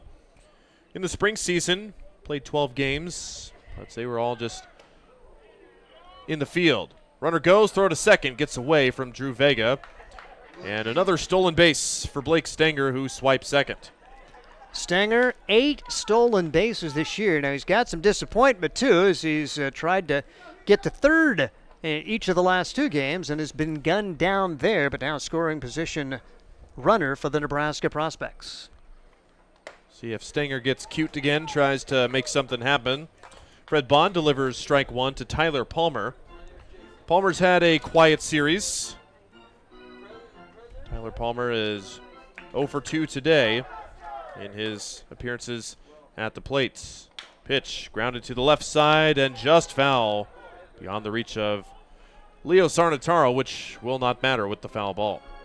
Already action behind Bond, and it could be just 1 inning for Fred. We may just kind of see this being a bullpen game from now on. There is a lefty getting ready, and that, my friends, is Marcus Miller.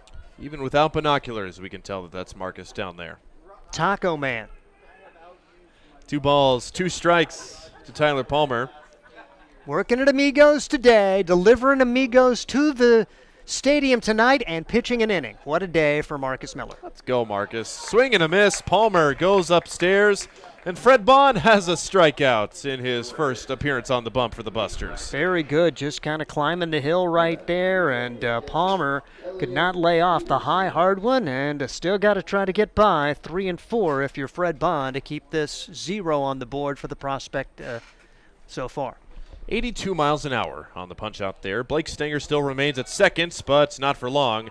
He's going to swipe third easily this time as he was running right on the pitch, as Fred Bond did not pay close enough attention. So Stenger finally, 3rd time's the charm, able to swipe third base. And he represents the first run for the Prospects with 1 out. The batter is Elliot Peterson. And Bond drops in a breaking ball for strike 2. 1 ball and, no balls and 2 strikes. Peterson has grounded out into a double play and was hit by a pitch. T.S. Kroll blocks the fastball into the turf. 1 ball and 2 strikes. Something interesting also that colleges and high schools are now starting to use with almost 100% consistency is the one-way pitch comm from the dugout into catchers' ears or into their headpieces. Here first, the 1-2 pitch from Bond, and there goes the bar of soap, and that's going to result in a run for the Prospects. The wild pitch scores. Blake Stenger, it's 2-1, Busters. That's Blake Stenger baseball. Single, stolen base, wild pitch, and he is on the board. Bond almost with a half-hearted grin coming down, trying to cover home plate, perhaps in his mind saying, whoops, that wasn't supposed to happen. Elliot Peterson will get to see another pitch here. Now with the bases empty, Bond throws the fastball. Printer scoops, throws in time. Josh Printer automatic over at shortstop for the second out. And Bond able to work out of the wind right there and threw a good one. Peterson didn't get much on it and hit it to where the Sodbuster certainly wanted to get that second out. Now Nico Saul bats. He is 0 for 2. He is grounded out to third and second. Saul had an excellent play made on him by Leo Sarnataro at third his last time up. Strike 1.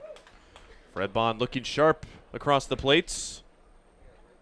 Marcus Miller continuing to warm in the bullpen, but with 2 outs. Big swing and a miss. Bond blows it by him. Well, with Miller being a starter, I'm sure they want to try to get him in a clean inning, so he's probably warming for the eventuality that he would start the next inning. Probably go the last 3 innings if we had to guess. 0-2 down low, 1 ball and 2 strikes. 1 run across for the Prospects in this inning. Leadoff single comes around to score. Speaking of which, all 3 singles and all 3 hits for the Prospects, all by the man that scored, Blake Stenger so far. Lined into left field, going way back is Ryan Jarvis. That's way over his head. Extra bases coming for Nico Saul, who will cruise into second with a 2-out double. Just had to say, the fact just had to make him mad. You know, Blake Stenger's got all the hits, and he's probably shaming his teammates over there. So, okay, Nico Saul, so I'm joining, and I'm outdoing you one because I'm doubling right here. Now Bond trying to get out of this with still the lead intact. Now the tying run at second base for the Prospects. Again, they just had 2 hits yesterday. Both of those were singles. So their first extra base hit of the series, and it'll prompt a visit to the mound for Joel Skipper. As Fred Bond a couple times, just 1 batter, 1 pitch away from getting the last out of the inning. I mean, we're definitely just surprised to see Fred on the mound, and Skipper will raise the left hand and make the call to the bullpen. So Fred Bond able to get 2 outs in his Sodbuster debut. But they're going to turn to the hometown kid, Marcus Miller, for the final out and probably more of the game. Pitching change coming up. We'll be right back on Buster Baseball.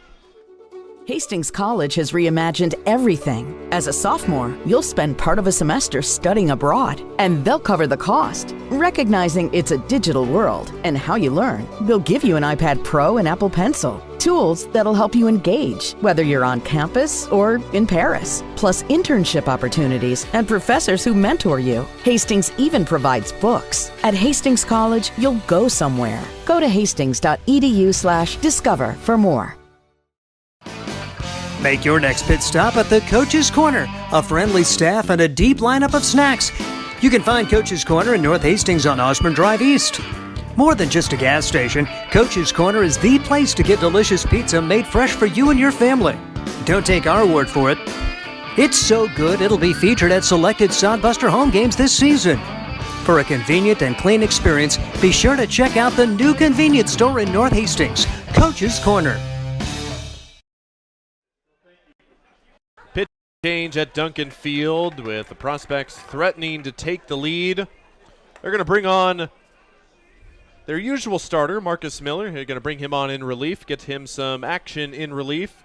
He was the opening day starter against Fremont on Tuesday. But he comes on after a few days of rest, and apparently Scott told us that Marcus was helping bring dinner here tonight. So, I mean, this comes full circle. You're still working while you're playing summer baseball. You're not always just hanging out and playing ball. And you talk about the epitome of a Scott Galusha Sodbuster. Scott does it all, and now Marcus does it all, making the supper that they will eat after the game, and he is going to pitch in that same game.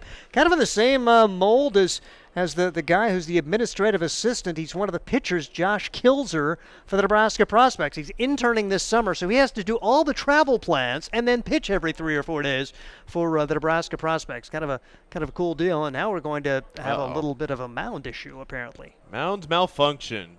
Trevor and Jason out there trying to fix the mound a little bit better, because apparently something is not right there on the turf bump.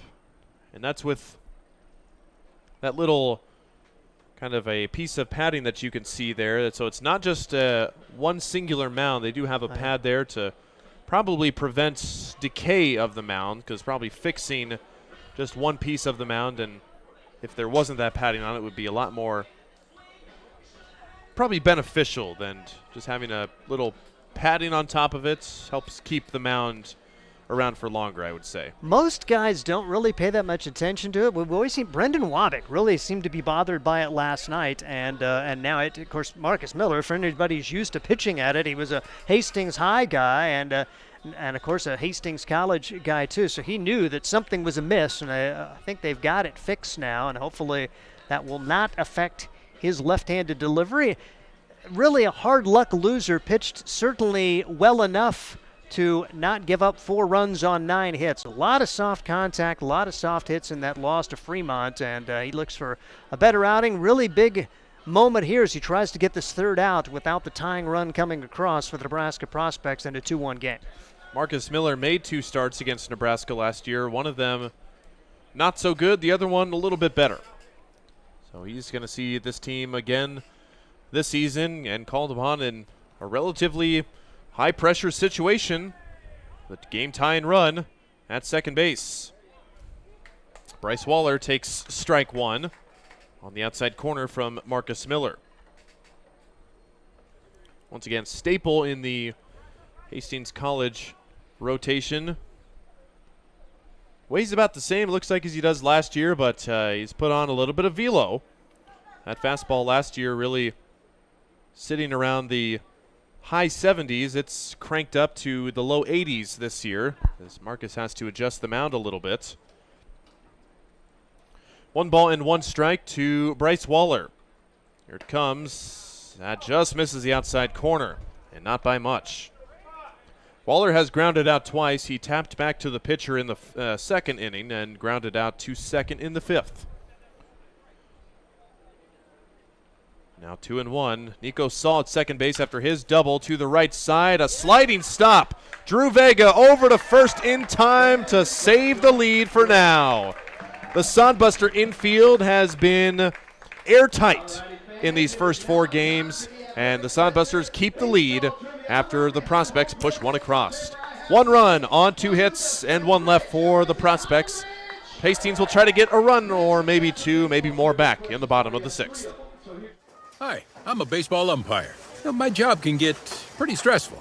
I have to keep my eyes open at all times, and if I don't make the right call, people boo me. So to relax, I visit a Nebraska lottery retailer like this one and buy some scratch tickets. It always calms me down. Hey, you cut in line. I did not. All right, you're out of here. Hey, he didn't cut. All right, you're out of here. I feel better already. The Nebraska Lottery. Top prize odds vary by game. Hastings Sodbusters baseball's in full swing, bringing you another fun-filled summer of high-level collegiate woodbat baseball at historic Duncan Field. A great way to spend a summer evening with your families at a Sodbusters baseball game. Go online to HastingsSodbusters.com for their home game schedule or to purchase tickets. Hastings Sodbusters baseball. It's a hit. Got the spirit of the game. The Hastings Sodbusters. More mound problems here at Duncan Field. We are getting the full examination. We've got a little vacuum on the field, just scooping up some of those, as we call them in high school and college, turf turds. just everywhere. So apparently that is the main problem for the mound there. Yeah, they have like you said, virtually a carpet on top of the turf mound, and trying to get it to stick better. You saw Marcus Miller just kind of deal with it. Well, Colton Homolka, nah, I'm not doing that. Let's fix this thing. So, and I don't blame him. I mean, your pitcher, having your plant foot, I would think if you have an unsecure plant foot, I just think that would be an awful feeling. And so trying to find a way to come down without, twisting an ankle, twisting a knee, and Homolka's going to get an opportunity to see if it's worked. Joel Skipper right out there with him, and he didn't have and probably is a little tentative after, if your foot gives way the last time, you're probably going to test it a little bit to make sure that, okay, let's see if the carpet is solid now. It's still moving. I don't know. That's making a little bit of an indent on it. I mean, we haven't seen that at all yet this season, but coming to play here, as Homolka will finish his warm-up pitches for the Sodbusters. It's going to be Jack Borgman, Ryan Jarvis, and Tyler Welsh, the 3 scheduled for the Busters. It just has a wrinkle pretty much every time he lands, and hopefully that's something that they can remedy between games. Of course, they're going to have a long time before the next Sodbuster game, but there's going to be a lot of Hastings Legion games, and hopefully they find a way to get that remedied in short order. 3 Hastings Legion teams playing at Duncan Field this season. 5 Points Bank, the Johnson Imperial Homes, and Runza. 3 teams spending their summer also here, sharing with the Busters at Duncan Field. Homolka delivers ball 1 and stomps right on that little carpet, and you can see that it is bent up and not to his liking. Jack Borgman, the leadoff hitter, swings and misses at the breaking ball there. Just about fell down. We got to do something. I don't know. It's weird. We're going to have rain at 9:56 or at 9:46, I think they had said. So trying to get this game in, but right now we just have terrible mound issues, and Homolka just tosses the carpet aside. We're going to have to get something else to get this thing playable at this point. And you can see under it, there is pretty much nothing underneath it like it is for the regular turf. So almost like a half slip and slide for your plant foot, which is a recipe for disaster. Yeah, and like I said, you don't want to get anybody hurt regardless, and Homolka almost went down with that particular situation, and I'm not sure where Coach Skipper, maybe he's gone to try to get something to have an opportunity to fix it. You wouldn't think that this would be the first time that this has happened here at Duncan Field, but right now I think we probably should have a little delay just for the safety of your pitchers. And now Coach Skipper is out, and they're trying to. Well, I've got another carpet, so maybe you dual carpet it. Trevor Overmiller. What'd you think you were going to be doing today, Trevor? One of the guys, Scott Galusha out there as well, probably, and I'm going to be doing some carpet repair to the mound. So they're going to ditch the one set of carpet. They're going to get the handy dandy vacuum out again, and we've seen it all now. Yes. Come out to the ball game. This is why you see the mound get vacuumed. Baseball, they say you're going to see something new every day. I've never seen the mound vacuumed, and now I have. So, Steve Stein, Ryan Valenta, happy to bring you Sodbuster Baseball. Standings heading into today: Casper 4-1, Hastings 3-1, Vermont. How about Fremont, Vermont? Fremont 4-2, Spearfish 4-5, and Hawaii 2-6. It would be fun to play Vermont instead of Fremont. Play Fremont way too much, and so bring Vermont into the league. The road trip would be heck, but when they come here, we'd have a good time. Prospects, the only other team to play, they're 1-3. There's a couple other travel teams, the Bison and the Plainsmen, who will be hitting the field a little bit later on this summer. I think the Plainsmen, their first game is actually going to be here later on this summer. They'll have a chance to see the Plainsmen on June 18th and 19th. And then they'll make a return trip a little bit later on. The Plainsmen originally located in North Platte, and there's hopes that will be a full-time member of the Independence League again in the future, but all that remains to be seen. Kind of the same thing with the Bison. They were the Gem City Bison, but they lost their home, and so they've got some guys who are going to get together and play about 15 games or so.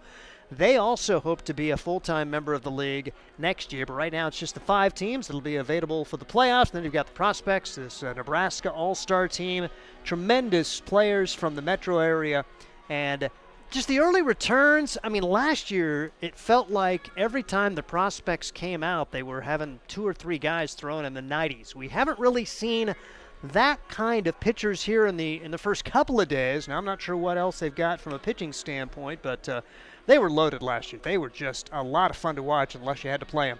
25-9, the Sodbusters won 4 out of the 9 matchups against them a year ago, but you feel like maybe it's a little bit younger team, very talented still, but they may not have the almost major league velocity guys that it felt like they had on their staff a year ago from a pitching standpoint. Well, round of applause for the grounds crew, if you will. Obviously, with the turf infield, not really much need for a grounds crew, but Trevor and one of the gals down there making sure that mound is finally playable. So we'll get back to it with a 1-ball, 1-strike count to Jack Borgman. That does look a lot better. It looks like that fresh piece of carpets, not really twisting or tilting much.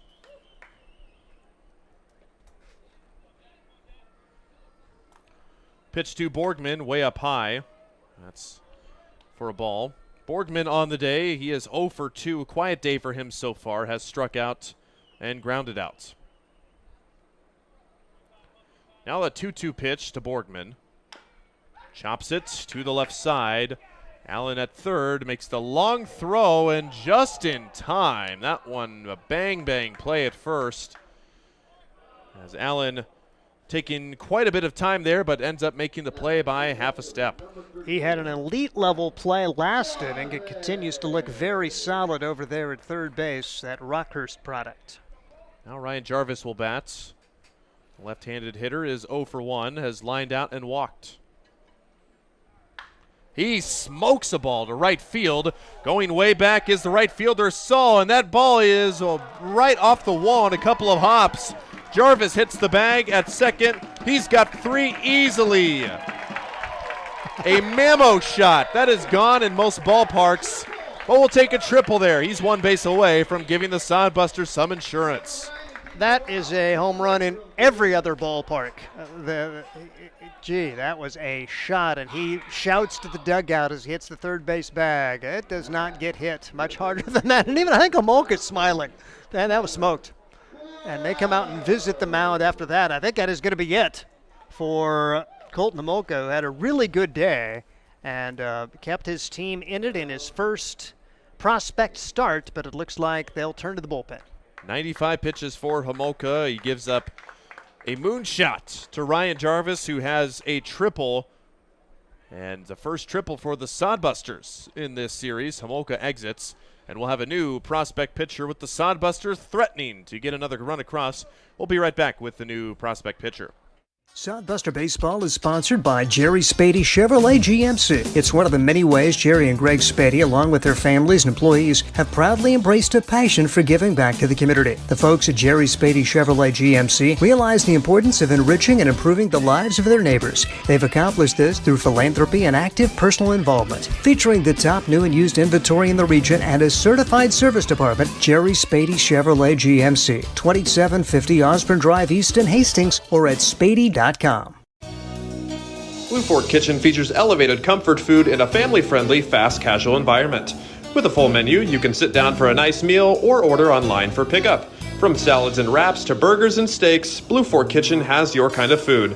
Open Tuesday through Thursday, 11 to 9 p.m., and Friday and Saturday, 11 to 10 p.m., with a special brunch buffet Sunday from 9 to 2 p.m. Blue Fork Kitchen is located in the Cimarron Plaza, 38th and Osborne Drive in Hastings. Like them on Facebook.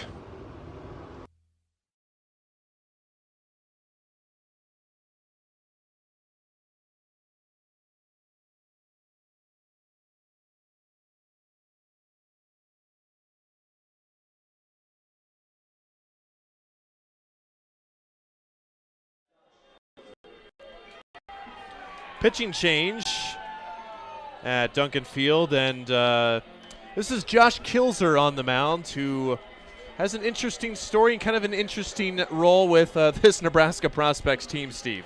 Yeah, Josh Kilzer is a Wayne State student still, but he's got an internship with the Nebraska Prospects. So he has to set all the travel plans. He has to plan the meals.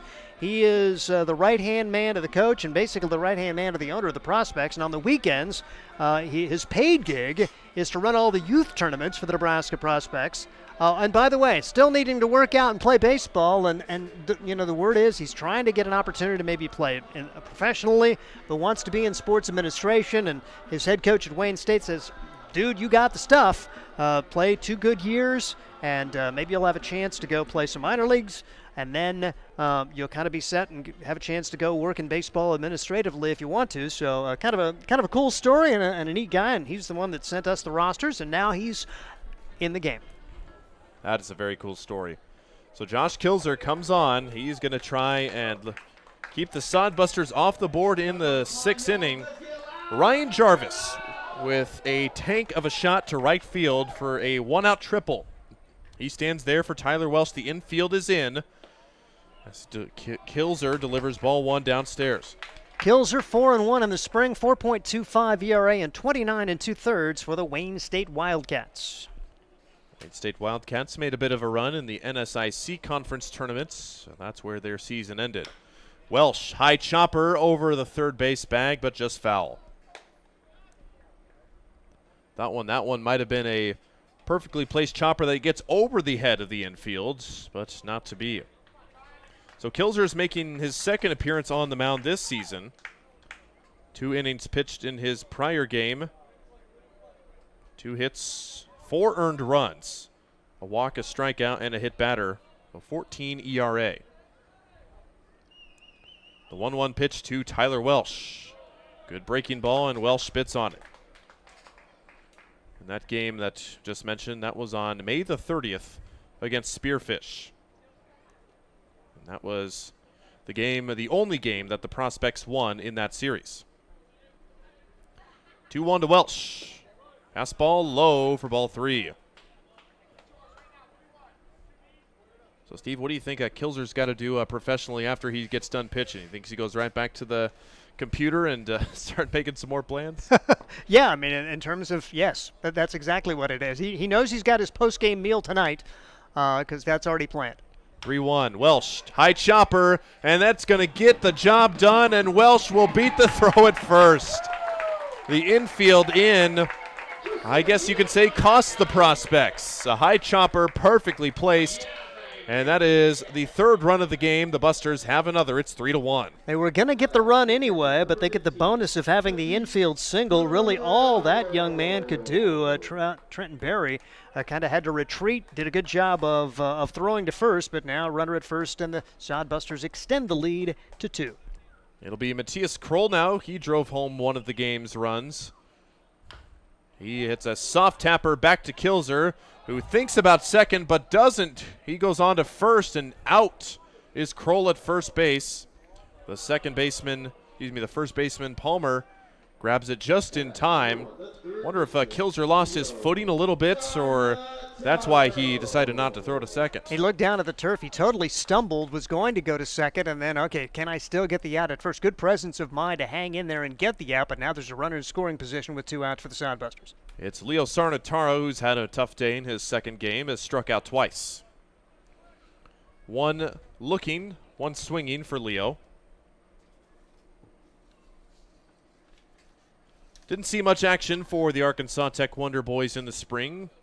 The redshirt freshman played in 6 games, only 2 at-bats, but he got a hit in one of them. Goes after a pitch out of the zone for strike 1. So the Busters get back the run that the Prospects put up in the 6th inning. A run apiece for each side. Now a 3-1 game, still hoping to get all 9 innings in. Weather approaching the area here in the next couple of hours. 1-1, Sarnataro lays off that breaking ball. Heard from Scott that rain is expected to start around the 9:40 to 9:50 time here in Hastings. But really up until this inning, we've been pretty much cruising along. Sarnataro to the right side and snagged by Tyler Palmer, who steps on the bag for out number 3. An RBI single by Tyler Welsh has the Busters up by 2 now. It's 3-1 with us going into the 7th inning. Hi, I'm a baseball umpire. My job can get pretty stressful. I have to keep my eyes open at all times, and if I don't make the right call, people boo me. So to relax, I visit a Nebraska lottery retailer like this one and buy some scratch tickets. It always calms me down. Hey, you cut in line. I did not. All right, you're out of here. Hey, he didn't cut. All right, you're out of here. I feel better already. The Nebraska Lottery. Top prize odds vary by game. Hastings Sodbusters baseball's in full swing, bringing you another fun-filled summer of high-level collegiate wood bat baseball at historic Duncan Field. A great way to spend a summer evening with your families at a Sodbusters baseball game. Go online to HastingsSodbusters.com for their home game schedule or to purchase tickets. Hastings Sodbusters baseball. It's a hit. Got the spirit of the game. The Hastings Sodbusters. 6 innings in the books at Duncan Field. Got a 3-1 ball game. Sodbusters lead it, going for win number 4 of the season and also 4th win in a row. Ryan Valenta, Steve Stein, Mason Heinrichs, our broadcast engineer, Noah Pagel doing the flight scope and scoreboard work in the next room. I love these kind of games where every mistake could cost you. Every pitch is big. Good pitchers duel. Some timely hits. How about the triple off the bat of Ryan Jarvis? Then you come up with good situational hitting. Tyler Welch puts it in play, bounces it pretty much over the shortstop's head. Huge insurance run at this point, and now we'll see the reliever, Marcus Miller. Marcus Miller back out for his first full inning of work. Marcus came on in relief to get the final outs of the last inning in the 6th inning. He's got 6, 7, and 8 to tangle with. Gage Allen, the first batter for the Nebraska Prospects, facing a 1-ball, no-strike count. Grounds it, and that's inside the bag at third, past the diving Sarnataro. Extra bases coming. No, he slams on the brakes at the last seconds. That is just a leadoff single for Gage Allen, as the left fielder Ryan Jarvis got to it quickly and holds him to a leadoff single. More great range for Ryan Jarvis as he was able to cut that off, and that could be a large base in the course of this inning. So now for the Prospects, taking strike 1 is Jacob Perrin. Perrin came on to replace A.J. Lucas in the 5th inning after A.J. Lucas injured himself running to first base in his at-bats. Miller shaves off an edge for strike 2. In the last at-bat, Perrin walked. So still no official at-bat for him. Allen singled just a moment ago. He stands at first. Miller will pick off to first. Slings it over there, back in safely. Number 28, Jacob Perrin. No balls, 2 strikes. Miller slings it in, swing and a miss. Fastball blew it by him. Perrin strikes out, first out of the inning on the way of the K for Marcus. Good job for Marks to come back, gave up the leadoff single and keeps the runner at first as well. This Prospect squad likes to run. They had 16 stolen bases coming into today, and Stenger adds 3 more, so they're near 20 for the year. Trent Berry will bat. Again, the Prospects struck out 10 times yesterday against the Sodbusters. Busters struck out 18 versus the Zap. Well, their pitching has been very, very good. So Trent Berry will take ball 2 up and away. Berry has struck out swinging in both of his plate appearances today. Marcus Miller trying to give him the hat trick. Allen still remains at first. They've checked on him once. Right back over up the middle and into center field for a base hit. Advancing to second is Gage Allen, and Berry sends it right back up where it came from. And that is the 6th hit for the Prospects in the ball game. That insurance run looking a little bigger in the 6th, and now the tying run's on again for the Prospects. They're doing it with the bottom of the order. They're going to have the top of the order coming up before long. Really need to get this number 9 guy. So up until the 6th inning, it was just 3 hits only by Blake Stanger, but now 3 hits in the last part of the lineup for the Prospects as there's strike 1 to the 9th place hitter, Drew Borner. Borner has grounded to Sarnataro twice at third base. Double play in order if the Sodbusters can turn it. They've done that once, and Miller finds the zone. 1 ball and 1 strike.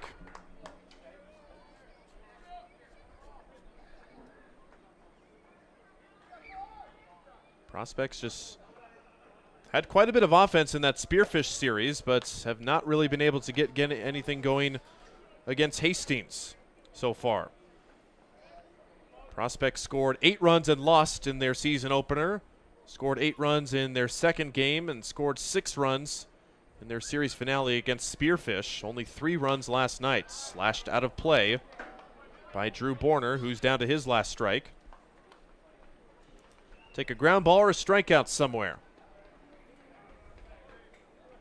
Sun completely gone here in Hastings. Wind still persisting, although is not as heavy as game time, just slightly blowing in straight from center field. Pitch to Borner. Look out. Oh, that might have gotten somebody in the Prospect dugout. And a foul ball there.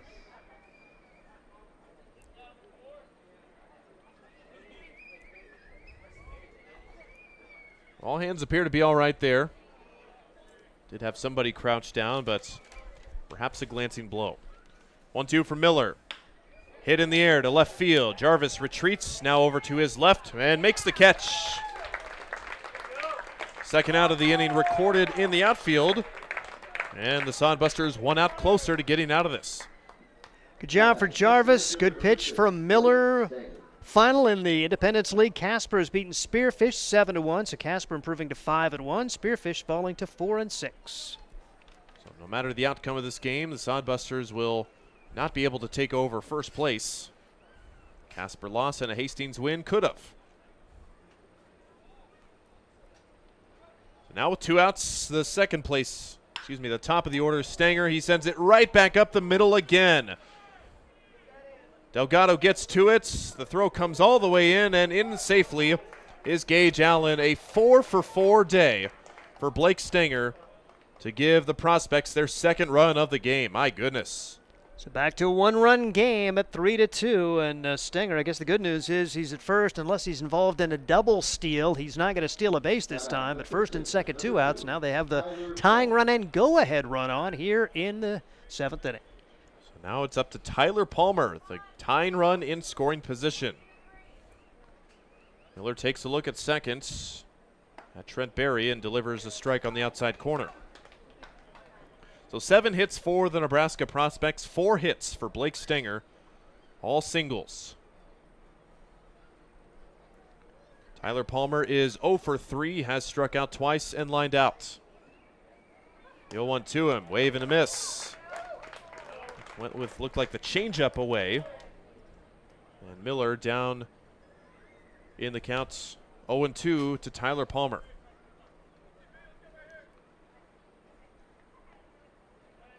Here comes, not close for ball 1. After this, the Prospects will have a road trip.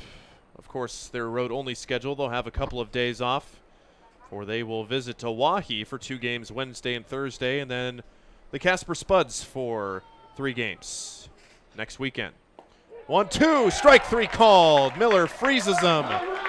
And Palmer is struck out for the 3rd time. He is not too happy about it. The Sodbusters bend, don't break in the 7th inning. It is 3-2. Hastings still in the lead. Time to stretch at Duncan Field. We'll do the same when we come back.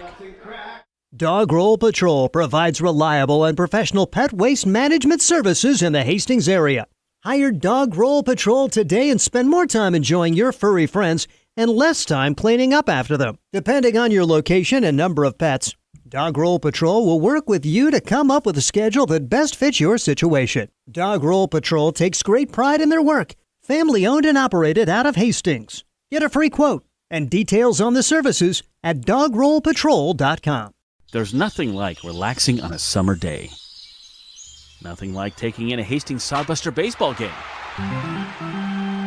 And there's nothing like an ice-cold Pepsi to make the day perfect. Pepsi Cola of Hastings wants to make your nothing like be the best day it can be, whatever the occasion. Enjoy your favorite refreshing Pepsi product throughout the Sodbuster season and make your nothing like memories. Pepsi Cola of Hastings, a proud sponsor of Hastings Sodbuster Baseball.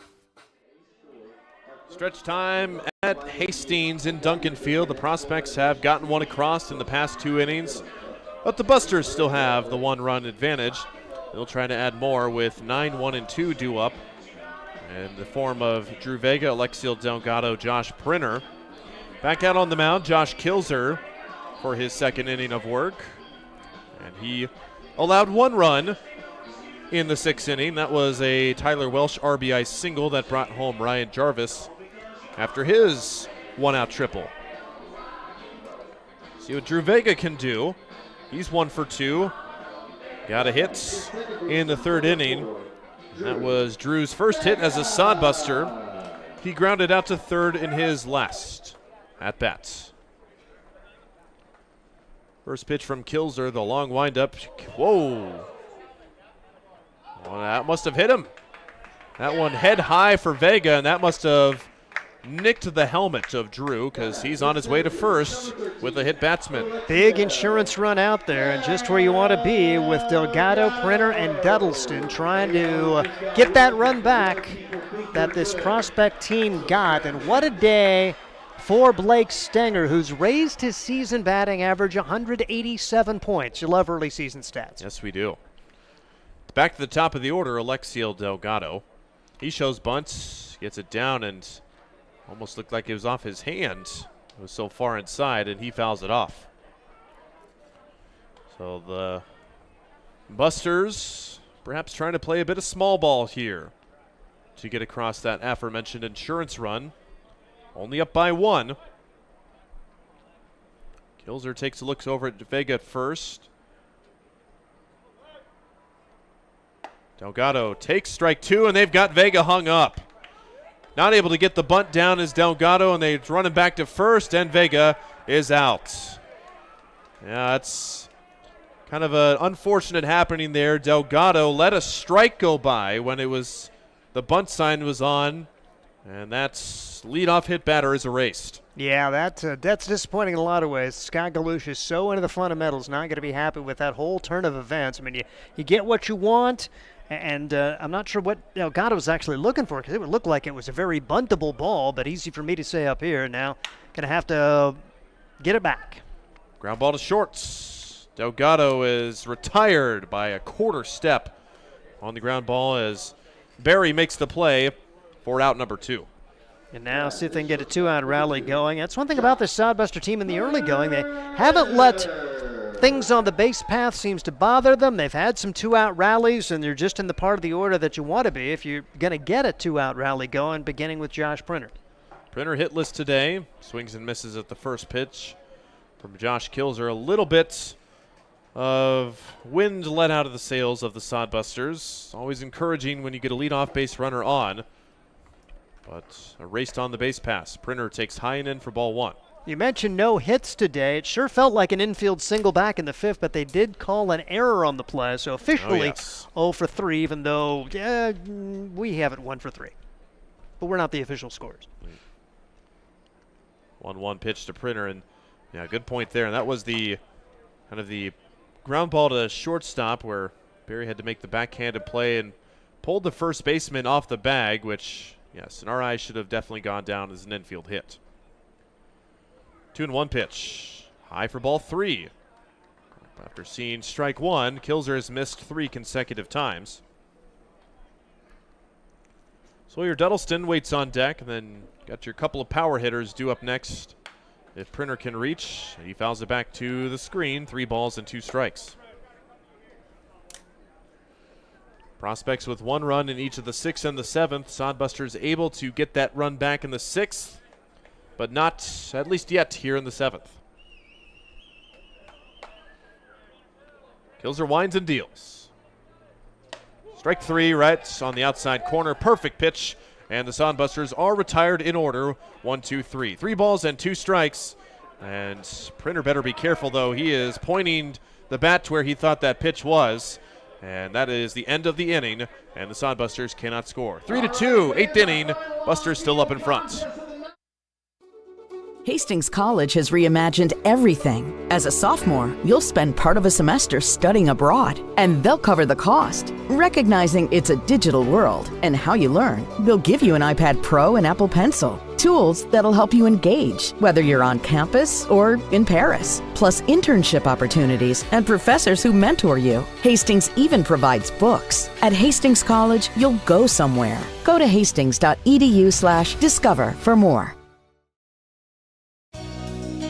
Blue Fork Kitchen features elevated comfort food in a family-friendly, fast casual environment. With a full menu, you can sit down for a nice meal or order online for pickup. From salads and wraps to burgers and steaks, Blue Fork Kitchen has your kind of food. Open Tuesday through Thursday, 11 to 9 p.m., and Friday and Saturday, 11 to 10 p.m., with a special brunch buffet Sunday from 9 to 2 p.m. Blue Fork Kitchen is located in the Cimarron Plaza, 38th and Osborne Drive in Hastings. Like them on Facebook. Well, crunch time for both teams now in the top of the 8th inning. The Prospects have gotten a run across in the past 2 innings. They're threatening here and looking good on offense, and they will have to tangle with Marcus Miller again. And taking us home now, Steve Stein once again. Yeah, you hope the final's going to be 3-2, but you feel like it's not going to be the way this game is unfolding, and it looks like there's going to be a pinch hitter coming in. We'll get a chance to see the starting catcher from last night. Corey Kozad is going to bat for Elliot Peterson, so they will bring in one of the guys who had gotten off to a pretty good start. He was shut down yesterday. The Southeast Community College and Millard West brought out Corey Kozad, who's .250 for the year, but 0 for 4 yesterday against the Hastings Sodbusters as we get things rolling here in inning number 8. Marcus Miller is out there going an inning and a third, allowing a run on 3 hits after Fred Bond allowed a run in his 2/3 inning of work. James Velasquez, a solid 5 innings to begin, just 63 pitches thrown, 2 hits, 4 strikeouts, and 1 walk, and 1-0 the count on Kozad as the pitch is rifled to right field. Sawyer Duddleston on his horse gets back and makes the catch. A fairly loud out to begin the 8th inning, but Kozad is out. Prospects so far through the lineup, this is going to be Miller's 9th batter face, but most guys putting pretty good swings and pretty good contact into them. 3 hits already, and even the couple of fly balls that were not outs were struck pretty well.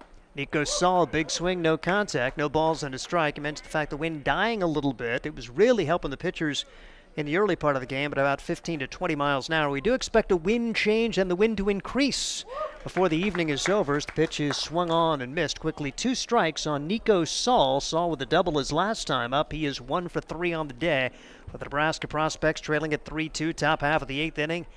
High drama at Duncan Field. The pitch outside. Sodbuster fans thought it was strike 3. It was not. 1-2 the count.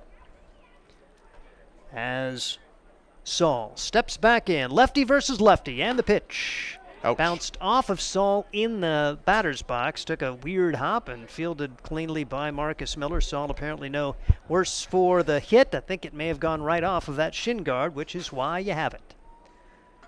1-2 the count, 1 out. Sodbuster trying to keep that tying run off the plate here in the 8th. It's Marcus Miller's game to this point. There is no action in the bullpen. Pitch just misses outside. Could not get Saul to offer at that one, and 2-2 the count. As Saul going to have some laundry to do before it's all said and done. It's probably going to be Kilzer that has to do it, though, because he's the administrative assistant. He apparently got his normal jersey something on it, so he's wearing 32 instead of 31 today. This pitch misses outside. Now it's 3-2. More grumbling from Sodbuster fans, and a big pitch coming up here is Marcus Miller trying to keep that tying run off the plate. Set to go, and here comes the payoff pitch. Low for ball 4. Miller looks to the outfield in disgust after being way in front of Nico Saul, and now it's going to be the 5 and 6 hitters coming up trying to deliver for the Prospects. Definitely a hold your breath type of moment here. You've got that base runner on, and it was Saul that kind of got things started with that double in the 6th inning. to kind of get the prospects some life. Pitch is in there for a strike as Bryce Waller bats now, taking strike one. No balls and one strike. 3-2. Hastings on top. Sodbusters at one point had a 2-0 lead. Then it was 2-1. Then 3-1. Ground ball to third baseman Sarnataro to second for one. Vega over to first. Double play! Inning ending.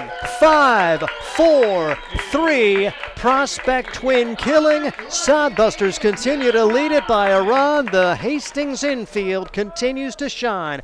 Bottom of the eighth coming up. This is Sodbuster Baseball. Hastings Sodbusters baseball's in full swing, bringing you another fun-filled summer of high-level collegiate woodbat baseball at historic Duncan Field. A great way to spend a summer evening with your families at a Sodbusters baseball game. Go online to HastingsSodbusters.com for their home game schedule or to purchase tickets. Hastings Sodbusters Baseball. It's a hit. Got the spirit of the game. The Hastings Sodbusters. Make your next pit stop at the Coach's Corner. A friendly staff and a deep lineup of snacks. You can find Coach's Corner in North Hastings on Osborne Drive East. More than just a gas station, Coach's Corner is the place to get delicious pizza made fresh for you and your family. Don't take our word for it. It's so good it'll be featured at selected Sodbuster home games this season. For a convenient and clean experience, be sure to check out the new convenience store in North Hastings, Coach's Corner. Welcome back to Duncan Field as the Hastings Sodbusters try to close things out here. They would love a little insurance. So we're in the bottom of the eighth and clinging to a precarious one-run lead. Good part of the lineup, 3, 4, and 5, trying to gain the measure of Josh Kilzer, relief pitcher for this Nebraska prospect squad. He's gone an inning and 2/3, allowed no runs on one hit. That one hit did allow a run to come home, but it was charged to the starter, Colton Amolka, who goes 5 1/3 innings, allowing 3 earned runs on just 3 hits. Sodbusters have been out hit 7-4, but with the 3-2 lead, and Sawyer Duddleston, one of the reasons why, because he's just always seems to be on base. He is 0 for 1 officially, but has walked twice and scored a run, and he takes ball 1 ball and no strikes. In danger of seeing his season-beginning hit streak come to an end. It could be his last chance today, but you want to get on there anyway regardless. 1 ball and 1 strike to Sawyer Duddleston. As Kilzer, the Wayne State Wildcat, shakes off a sign. Now he's set to go. New catcher in there. That's Kozad. Pitch is rifled to the right side. It's off the second baseman's glove and into right field. The hitting continues for Sawyer Duddleston. He has a leadoff single in the 8th. 1 for 2 on the day, and the Sodbusters have their leadoff man aboard in the bottom half of inning number 8. There you go, Steve. Ask and ye shall receive. Hard hits. Excellent effort by Borner at second base. Got a glove on it, but goes down as an infield hit. And Jack Borgman in danger of seeing his season-long hit streak come to an end unless he can come through right here. Jack Borgman is at the plate now. He's had such a great start to the year, but 0 for 3 with a strikeout and a couple of ground outs. And be interesting to see with Borgman the way he swings. Is he asked to bunt? Probably not. No. Borgman stands in the right-handed box. Duddleston leads away, does have a stolen base, but not the fastest of the crew, and they've got a pretty good catcher back there in Kozad. But the ball gets away from him. It's a wild pitch, and Duddleston will advance to second regardless, as he'll be in scoring position. And now your RBI guy has a great chance with the runner in scoring position and nobody out. Steve, keep jinxing them. Whatever you're doing, I don't know how you're doing it, but whatever you're saying, that's working. As the pitch from Kilzer in the turf, and Kozad could not keep it in front. Now runner in scoring position and nobody out with a very important insurance run out there. There is action apparently behind Miller in the Hastings bullpen as see if Marcus is going to start the 9th or if it's going to be somebody else, and how big will the lead be? The count now is 2 balls and 1 strike on Jack Borgman. He's already come up with some big hits in the first 4 games for the Sodbusters. How about another for the South Dakota State Jackrabbits? Pitch outside. Kozad a good stop there. There's Kozad in there for Elliot Peterson. Came in as a pinch hitter and lined out to right field. Now he is behind home plate. And the count 3-1 on Borgman. Can be selective. Sawyer Duddleston leads away from second. Kilzer takes a look back there. Brings home the pitch. Bouncing ball, left side. Third baseman retreats, sets, throws in time, and Duddleston can't advance. Gage Allen has been a rock over at third, and even on the retreat, still enough on that to get out Jack Borgman, and there's a runner at second with one out now for Ryan Jarvis. And a better play by Palmer to just keep his foot on the bag long enough. That was one of those where it hits the leather and the toe comes off. Very tough and to discern in real time, but the correct call made. Here's Ryan Jarvis. He got it about 2 bounces from the right field wall his last time. This time he takes it the other way. Center field is on his horse. Not going to get there. Duddleston has to stop at third, but Jarvis continues to come through in big moments for this Sodbuster team. A triple and a single his last 2 at bats, and now runners at the corners, 1 out. The Sodbusters lead at 3-2. That one just slicing away from Stenger in center field. If that's a straight-on line drive, that is an easy second out. But yeah, as Duddleston, you got to wait and make sure it's not caught there and don't want to push the envelope, especially with Tyler Welsh up at the plate, who singled home run last time. Pair of infield singles for Tyler Welch. Should take another right here and get that insurance run home. Welch takes it back and out of play. No balls and a strike for Tyler. Arizona product playing at Hastings College. A lot of Hastings guys in the lineup today. The starting pitcher, All-American James Velasquez. Marcus Miller now into the contest, trying to nail down a save perhaps, although there is action behind him. And now Welch trying to come through with another big performance here in the 8th. Sodbusters up by 1 with runners at the corners. Pitches low and in the dirt. It gets away. It'll allow the runner to advance from first to second, but not far enough to get the run home from third. But it takes away the double play. And that is large, as Kozad couldn't handle it cleanly. And Jarvis is at second. Duddleston at third. Field coming in now. And that makes your hitter a little better now. A lot of holes out there if you hit one hard. 1-1 pitch on Welch. Swing and a miss, blew it by him. Kilzer would love a strikeout right here. Kilzer has 1 strikeout, no walks. He's been around the zone. Trying to find a way to wiggle out of trouble here. A strikeout would loom large. Welch trying to put the ball in play and see what happens. A long wait and the pitch. Curveball foul back. Really good job of Welch to get a piece of that one and live to see one that maybe he has a better crack at. And those curveballs that finish high and in, a lot of those hitters will give up on it right away because it looks like it's a fastball coming right in. But Welch staring it down, and like you said, excellent job to just get a piece of it and see another. Kills her with another 1-2 offering as he stares down Duddleston and brings it home. Swing and a miss, and Kilzer comes through with a large strikeout. And that will allow the infield to go back to their normal depth, and it'll be up to Matthias Kroll if the Sodbusters are going to cash this big opportunity in the bottom half of the 8th. Kilzer trying to work out of a big jam. Duddleston gets a single. Ryan Jarvis with a single. Here's the pitch. And fouled away. No balls and a strike on Matthias Kroll. East Central College product coming into today, 1 for 7. And Matthias, a strikeout, a fielder's choice grounder to bring home a run, and a ground out. 0 for 3 for Kroll. Trying to get a hit here and maybe score 2. 0-1 pitch. A little bit low, 1 ball and 1 strike on Matthias Kroll. Duddleston runs at third. Jarvis at second. Jarvis with a multi-hit game. He's been productive in each of his 3 Sodbuster games so far. 1-1 pitch on the way. Bouncing ball to the left side. The shortstop's got it. The set, the throw in time, and the Sodbusters turned away. Missing a big opportunity, but they are 3 outs away from a 4-game winning streak. Can they get it done? 3-2 Sodbusters. This is Sodbuster Baseball. Hi, I'm a baseball umpire. My job can get pretty stressful. I have to keep my eyes open at all times, and if I don't make the right call, people boo me. So to relax, I visit a Nebraska lottery retailer like this one and buy some scratch tickets. It always calms me down. Hey, you cut in line. I did not. All right, you're out of here. Hey, he didn't cut. All right, you're out of here. I feel better already. The Nebraska Lottery. Top prize odds vary by game. There's nothing like relaxing on a summer day. Nothing like taking in a Hastings Sodbuster baseball game. And there's nothing like an ice-cold Pepsi to make the day perfect. Pepsi Cola of Hastings wants to make your nothing like be the best day it can be, whatever the occasion.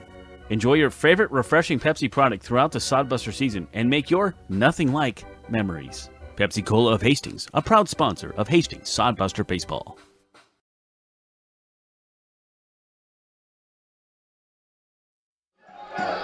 This is Sodbuster Baseball. We head to the ninth, and Braden Cork coming in with a big opportunity. He's thrown 4 innings so far in his 2 appearances, allowing no runs on 5 hits. He struck out 9. He has walked 1. His ERA, 0s at this point. If he can keep it that way in this one, find a way to pick up a save and give the Sodbusters a nice feeling heading into the long road trip. Absolutely. Cork made his season debut in the opener against Fremont. 3 innings pitched, struck out 6 in that one, and then his outing against Oahe struck out everybody he faced, or every out that he recorded, rather. Did allow 2 hits. So Cork, a high strikeout guy. He's got the velocity, has the breaking ball. Can they dodge the prospects lineup? They've got the middle to lower part of it coming up. As it will be Allen, Perrin, and Berry to face the 4th pitcher of the day for the Hastings Sodbusters, Braden Cork. This was such an issue a year ago, trying to close things out. So you feel like you've got much more of a strikeout potential with many of the guys. And first pitch swinging, no contact for Gage Allen. Struck out, reached on an error, and singled. 1 for 3 with a run scored for Gage Allen. His single and run scored in his last plate appearance in the 7th. We're in the 9th now, and a swing and a miss. No balls, 2 strikes, and Braden Cork does not waste any time. He is atop the hill and ready to go. 0-2 pitch on the way. Hard hit ball to the left side. It's going to be fielded by Printer. Backhand throw in time. Well, I thought that was going to go harder than it was. It actually really checked up, and a tough little hop for Printer, who had to go from his right to his left to backhand at it and get a big first out in the 9th inning. Well, Steve, I think Printer thought the same thing with you, too, is that he froze initially and then had to kind of make an awkward backhand and still able to make the throw. No pictures on the scorecard. Jacob Perrin takes strike 1. No balls and a strike. Nothing but strikes so far for the Northeast Hawk, Braden Cork. 0-1 pitch on the way. Strike 2. Foul tipped into the glove of Matthias Kroll. And Cork is cooking at this point. Braden Cork. Millard North Mustang in high school. 0-2 pitch on the way. Swing and a miss. A ground out and a strikeout, and you got to think Cork's a little more amped up against a team like the Prospects. All these guys from the Metro probably played with some of them, played against them, and he has a chance to kind of send a message. Yeah, I'm at Northeast Community College. You're in a pay-for-play team. Let's go. And that's a great way to look at it. Love that. Here is Trent Berry coming to the plate now, and Cork brings the first pitch home. Swing and a miss. No balls and a strike on one that was out of the zone. Berry 1 for 3, singled his last time up, and Cork trying to nail down the save and give the Sodbusters a 4th straight win. The 0-1 delivery. Hit to the right side. Sawyer Duddleston on his horse. He's got it! And the Sodbusters have won 4 in a row. How about a happy homestand? Have fun on the road, boys. Enjoy this one tonight. Hastings 3, Nebraska 2. Tremendous game here at Duncan Field, and we will talk about it when we come back. This is Sodbuster Baseball. Let's face it, we move our bodies around a lot, and sometimes things happen. A tweak, twist, pull, strain, ache, or pain. At Fisk Chiropractic and Sports Care, their goal is to restore your mobility, keep you moving, and ensure your rehabilitation is effective, efficient, and stress-free. Do you suffer from headaches and neck pain, lower back or sciatica? Call Fisk Chiropractic and Sports Care today. Start to discover wellness through chiropractic care. Fisk Chiropractic Sports Clinic.com. Start feeling better now. Hastings College has reimagined everything. As a sophomore, you'll spend part of a semester studying abroad, and they'll cover the cost. Recognizing it's a digital world and how you learn, they'll give you an iPad Pro and Apple Pencil. Tools that'll help you engage, whether you're on campus or in Paris. Plus internship opportunities and professors who mentor you. Hastings even provides books. At Hastings College, you'll go somewhere. Go to hastings.edu/discover for more. Core CPAs is your locally owned, full-service accounting firm. Our team of professionals have years of accounting experience and focus on building in-depth relationships with our clients. Our comprehensive and customized solutions are tailored to your specific needs. We pride ourselves in our commitment to integrity, objectivity, and professionalism. At Core CPAs, we provide tax services, payroll, bookkeeping, assurance and financial reporting, and much more. Visit our website at corecpas.us. Blue Fork Kitchen features elevated comfort food in a family-friendly, fast casual environment. With a full menu, you can sit down for a nice meal or order online for pickup. From salads and wraps to burgers and steaks, Blue Fork Kitchen has your kind of food. Open Tuesday through Thursday, 11 to 9 p.m., and Friday and Saturday, 11 to 10 p.m., with a special brunch buffet Sunday from 9 to 2 p.m. Blue Fork Kitchen is located in the Cimarron Plaza, 38th and Osborne Drive in Hastings. Like them on Facebook. Hastings Sodbuster celebrated a two-game sweep of the Nebraska Prospects. 3-2 the final. Steve Stein, Ryan Valenta. Final line score in this one. Sodbusters 3 runs, 6 hits, 2 errors. Nebraska 2 runs, 7 hits, and 1 error. As Hastings getting it done in a lot of different ways. Starting pitching again. James Velasquez goes 5 innings, no runs, 2 hits. Good bullpen competition. As Fred Bond comes in, works 2/3 of an inning, allows a run on 2 hits. Marcus Miller, 2 1/3 innings, 1 run on 3 hits. And then Braden Cork, oh my goodness, 1, 2, 3, looked dominant. And that has been so much fun this year when the Sodbusters have needed to get it done in the 9th. They've had dudes to do it, and there's going to be some competition for that closer's role, but the early front runner is that guy, Braden Cork. And I mean, this team, they've used pretty different lineups. I mean, they've used kind of the same 5 guys in each of the 5 games now at the top of the lineup, but for the other 4 guys, it just seems that whoever they're slotting in to that role on defense or offense, like, they're holding their own. We haven't seen anybody, and we're like, well, we know they're not going to be starting anytime soon.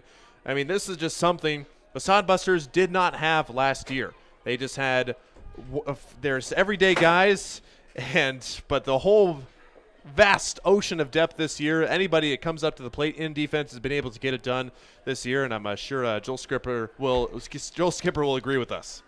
Hey, let's we'll do the box in a moment, but let's get Joel's perspective. Initial impression after a 3-2 win over the Prospects. Yeah, just finding great ways to win. I thought great pitching performances out of all our pitchers tonight. Made some big plays in some key spots there. Drew Vag, a great night at second base, made a couple clutch plays, turned a couple double plays. Thought Leo Sarnataro did a great job as well. And then hitters, maybe not our best night hitting, but we got the job done when we needed to. And you lost some opportunities on the bases again, but some timely hitting too. And Jarvis comes through with 2 hits. Tyler Welch, it was Hastings College night, so only appropriate 2 infield singles and a huge insurance run for him to produce in that spot. Absolutely. I thought Jarvis's ball was going to be out for a minute, but maybe a different wind night. Wind was blowing straight in tonight. But, Welch did a great job. Not really base hit, strong base hit, but just kind of hit it where they weren't. That works all the same, scoring runs and producing for us. So proud of Tyler tonight.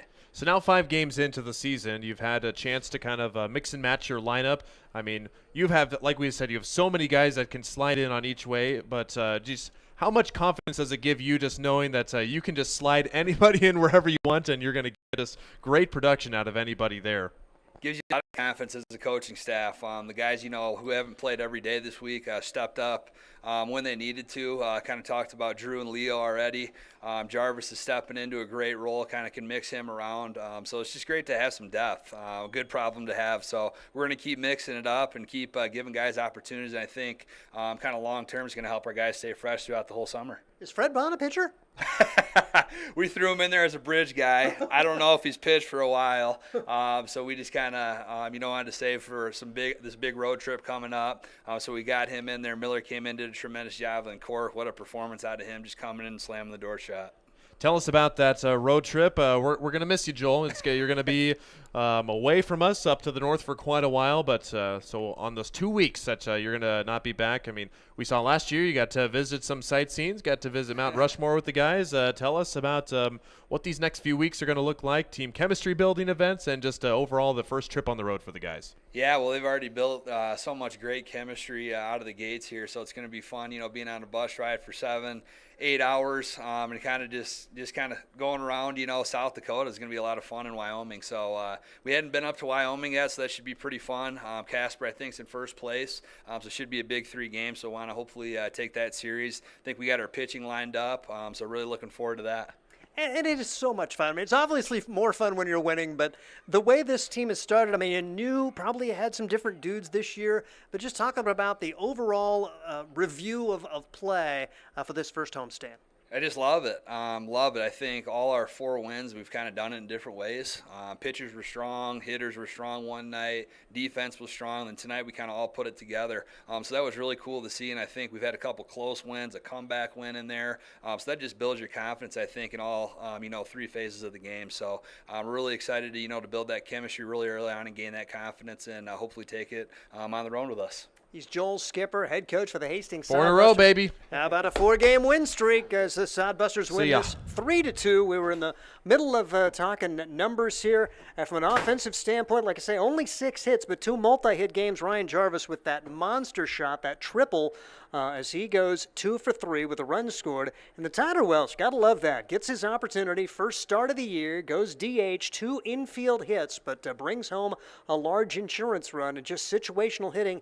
Yeah, missed an opportunity to bunt here and there, didn't do everything right, but the pitching was good enough to overcome that, and just a lot of good signs as we get set to take a break from our broadcasting and let the guys go on the road for hopefully a successful road trip. Yep, and like I said, it's been a breath of fresh air. This was a Sodbuster team, as you may remember. It took 10 games for them to win just 1 game. Now they've got 4 wins in 5 games total. So what you're going to be able to do is keep up with us on social media. We'll be providing some updates as those games go along. And, of course, visit our website for the complete schedule for that road trip. But we'll be keeping you up to date on how the guys are doing.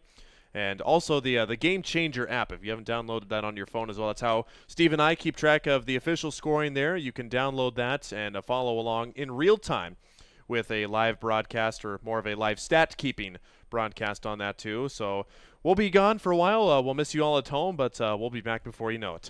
And a matter of fact, when we come back, it's going to be a doubleheader. So put this on your calendar, June 15th, a doubleheader with the Fremont Moo, and that will open up a pretty long homestand. But twin bill with the Moo, and that could be a huge doubleheader in the course of the first half here in the Independence League. And we'll have all the action for you. But come on out to Duncan Field. A big thank you to all of the folks who helped make it happen, include Mason Hinrichs. He is our producer. For Ryan Valenta, I'm Steve Stein. Final score, once again, the Hastings Sodbusters defeat the Nebraska Prospects 3-2. Good night, everyone. Catch the spirit of the game. The Hastings Sodbusters. Get the ultimate fan experience at a Hastings Sodbuster game this summer. Enjoy high-level collegiate summer woodbat baseball at the beautiful and historic Duncan Field in Hastings. Baseball and a whole lot more. Affordable family fun. That's what the Sodbusters and the Independence League are all about. Sodbuster Baseball. It's your team. Catch the spirit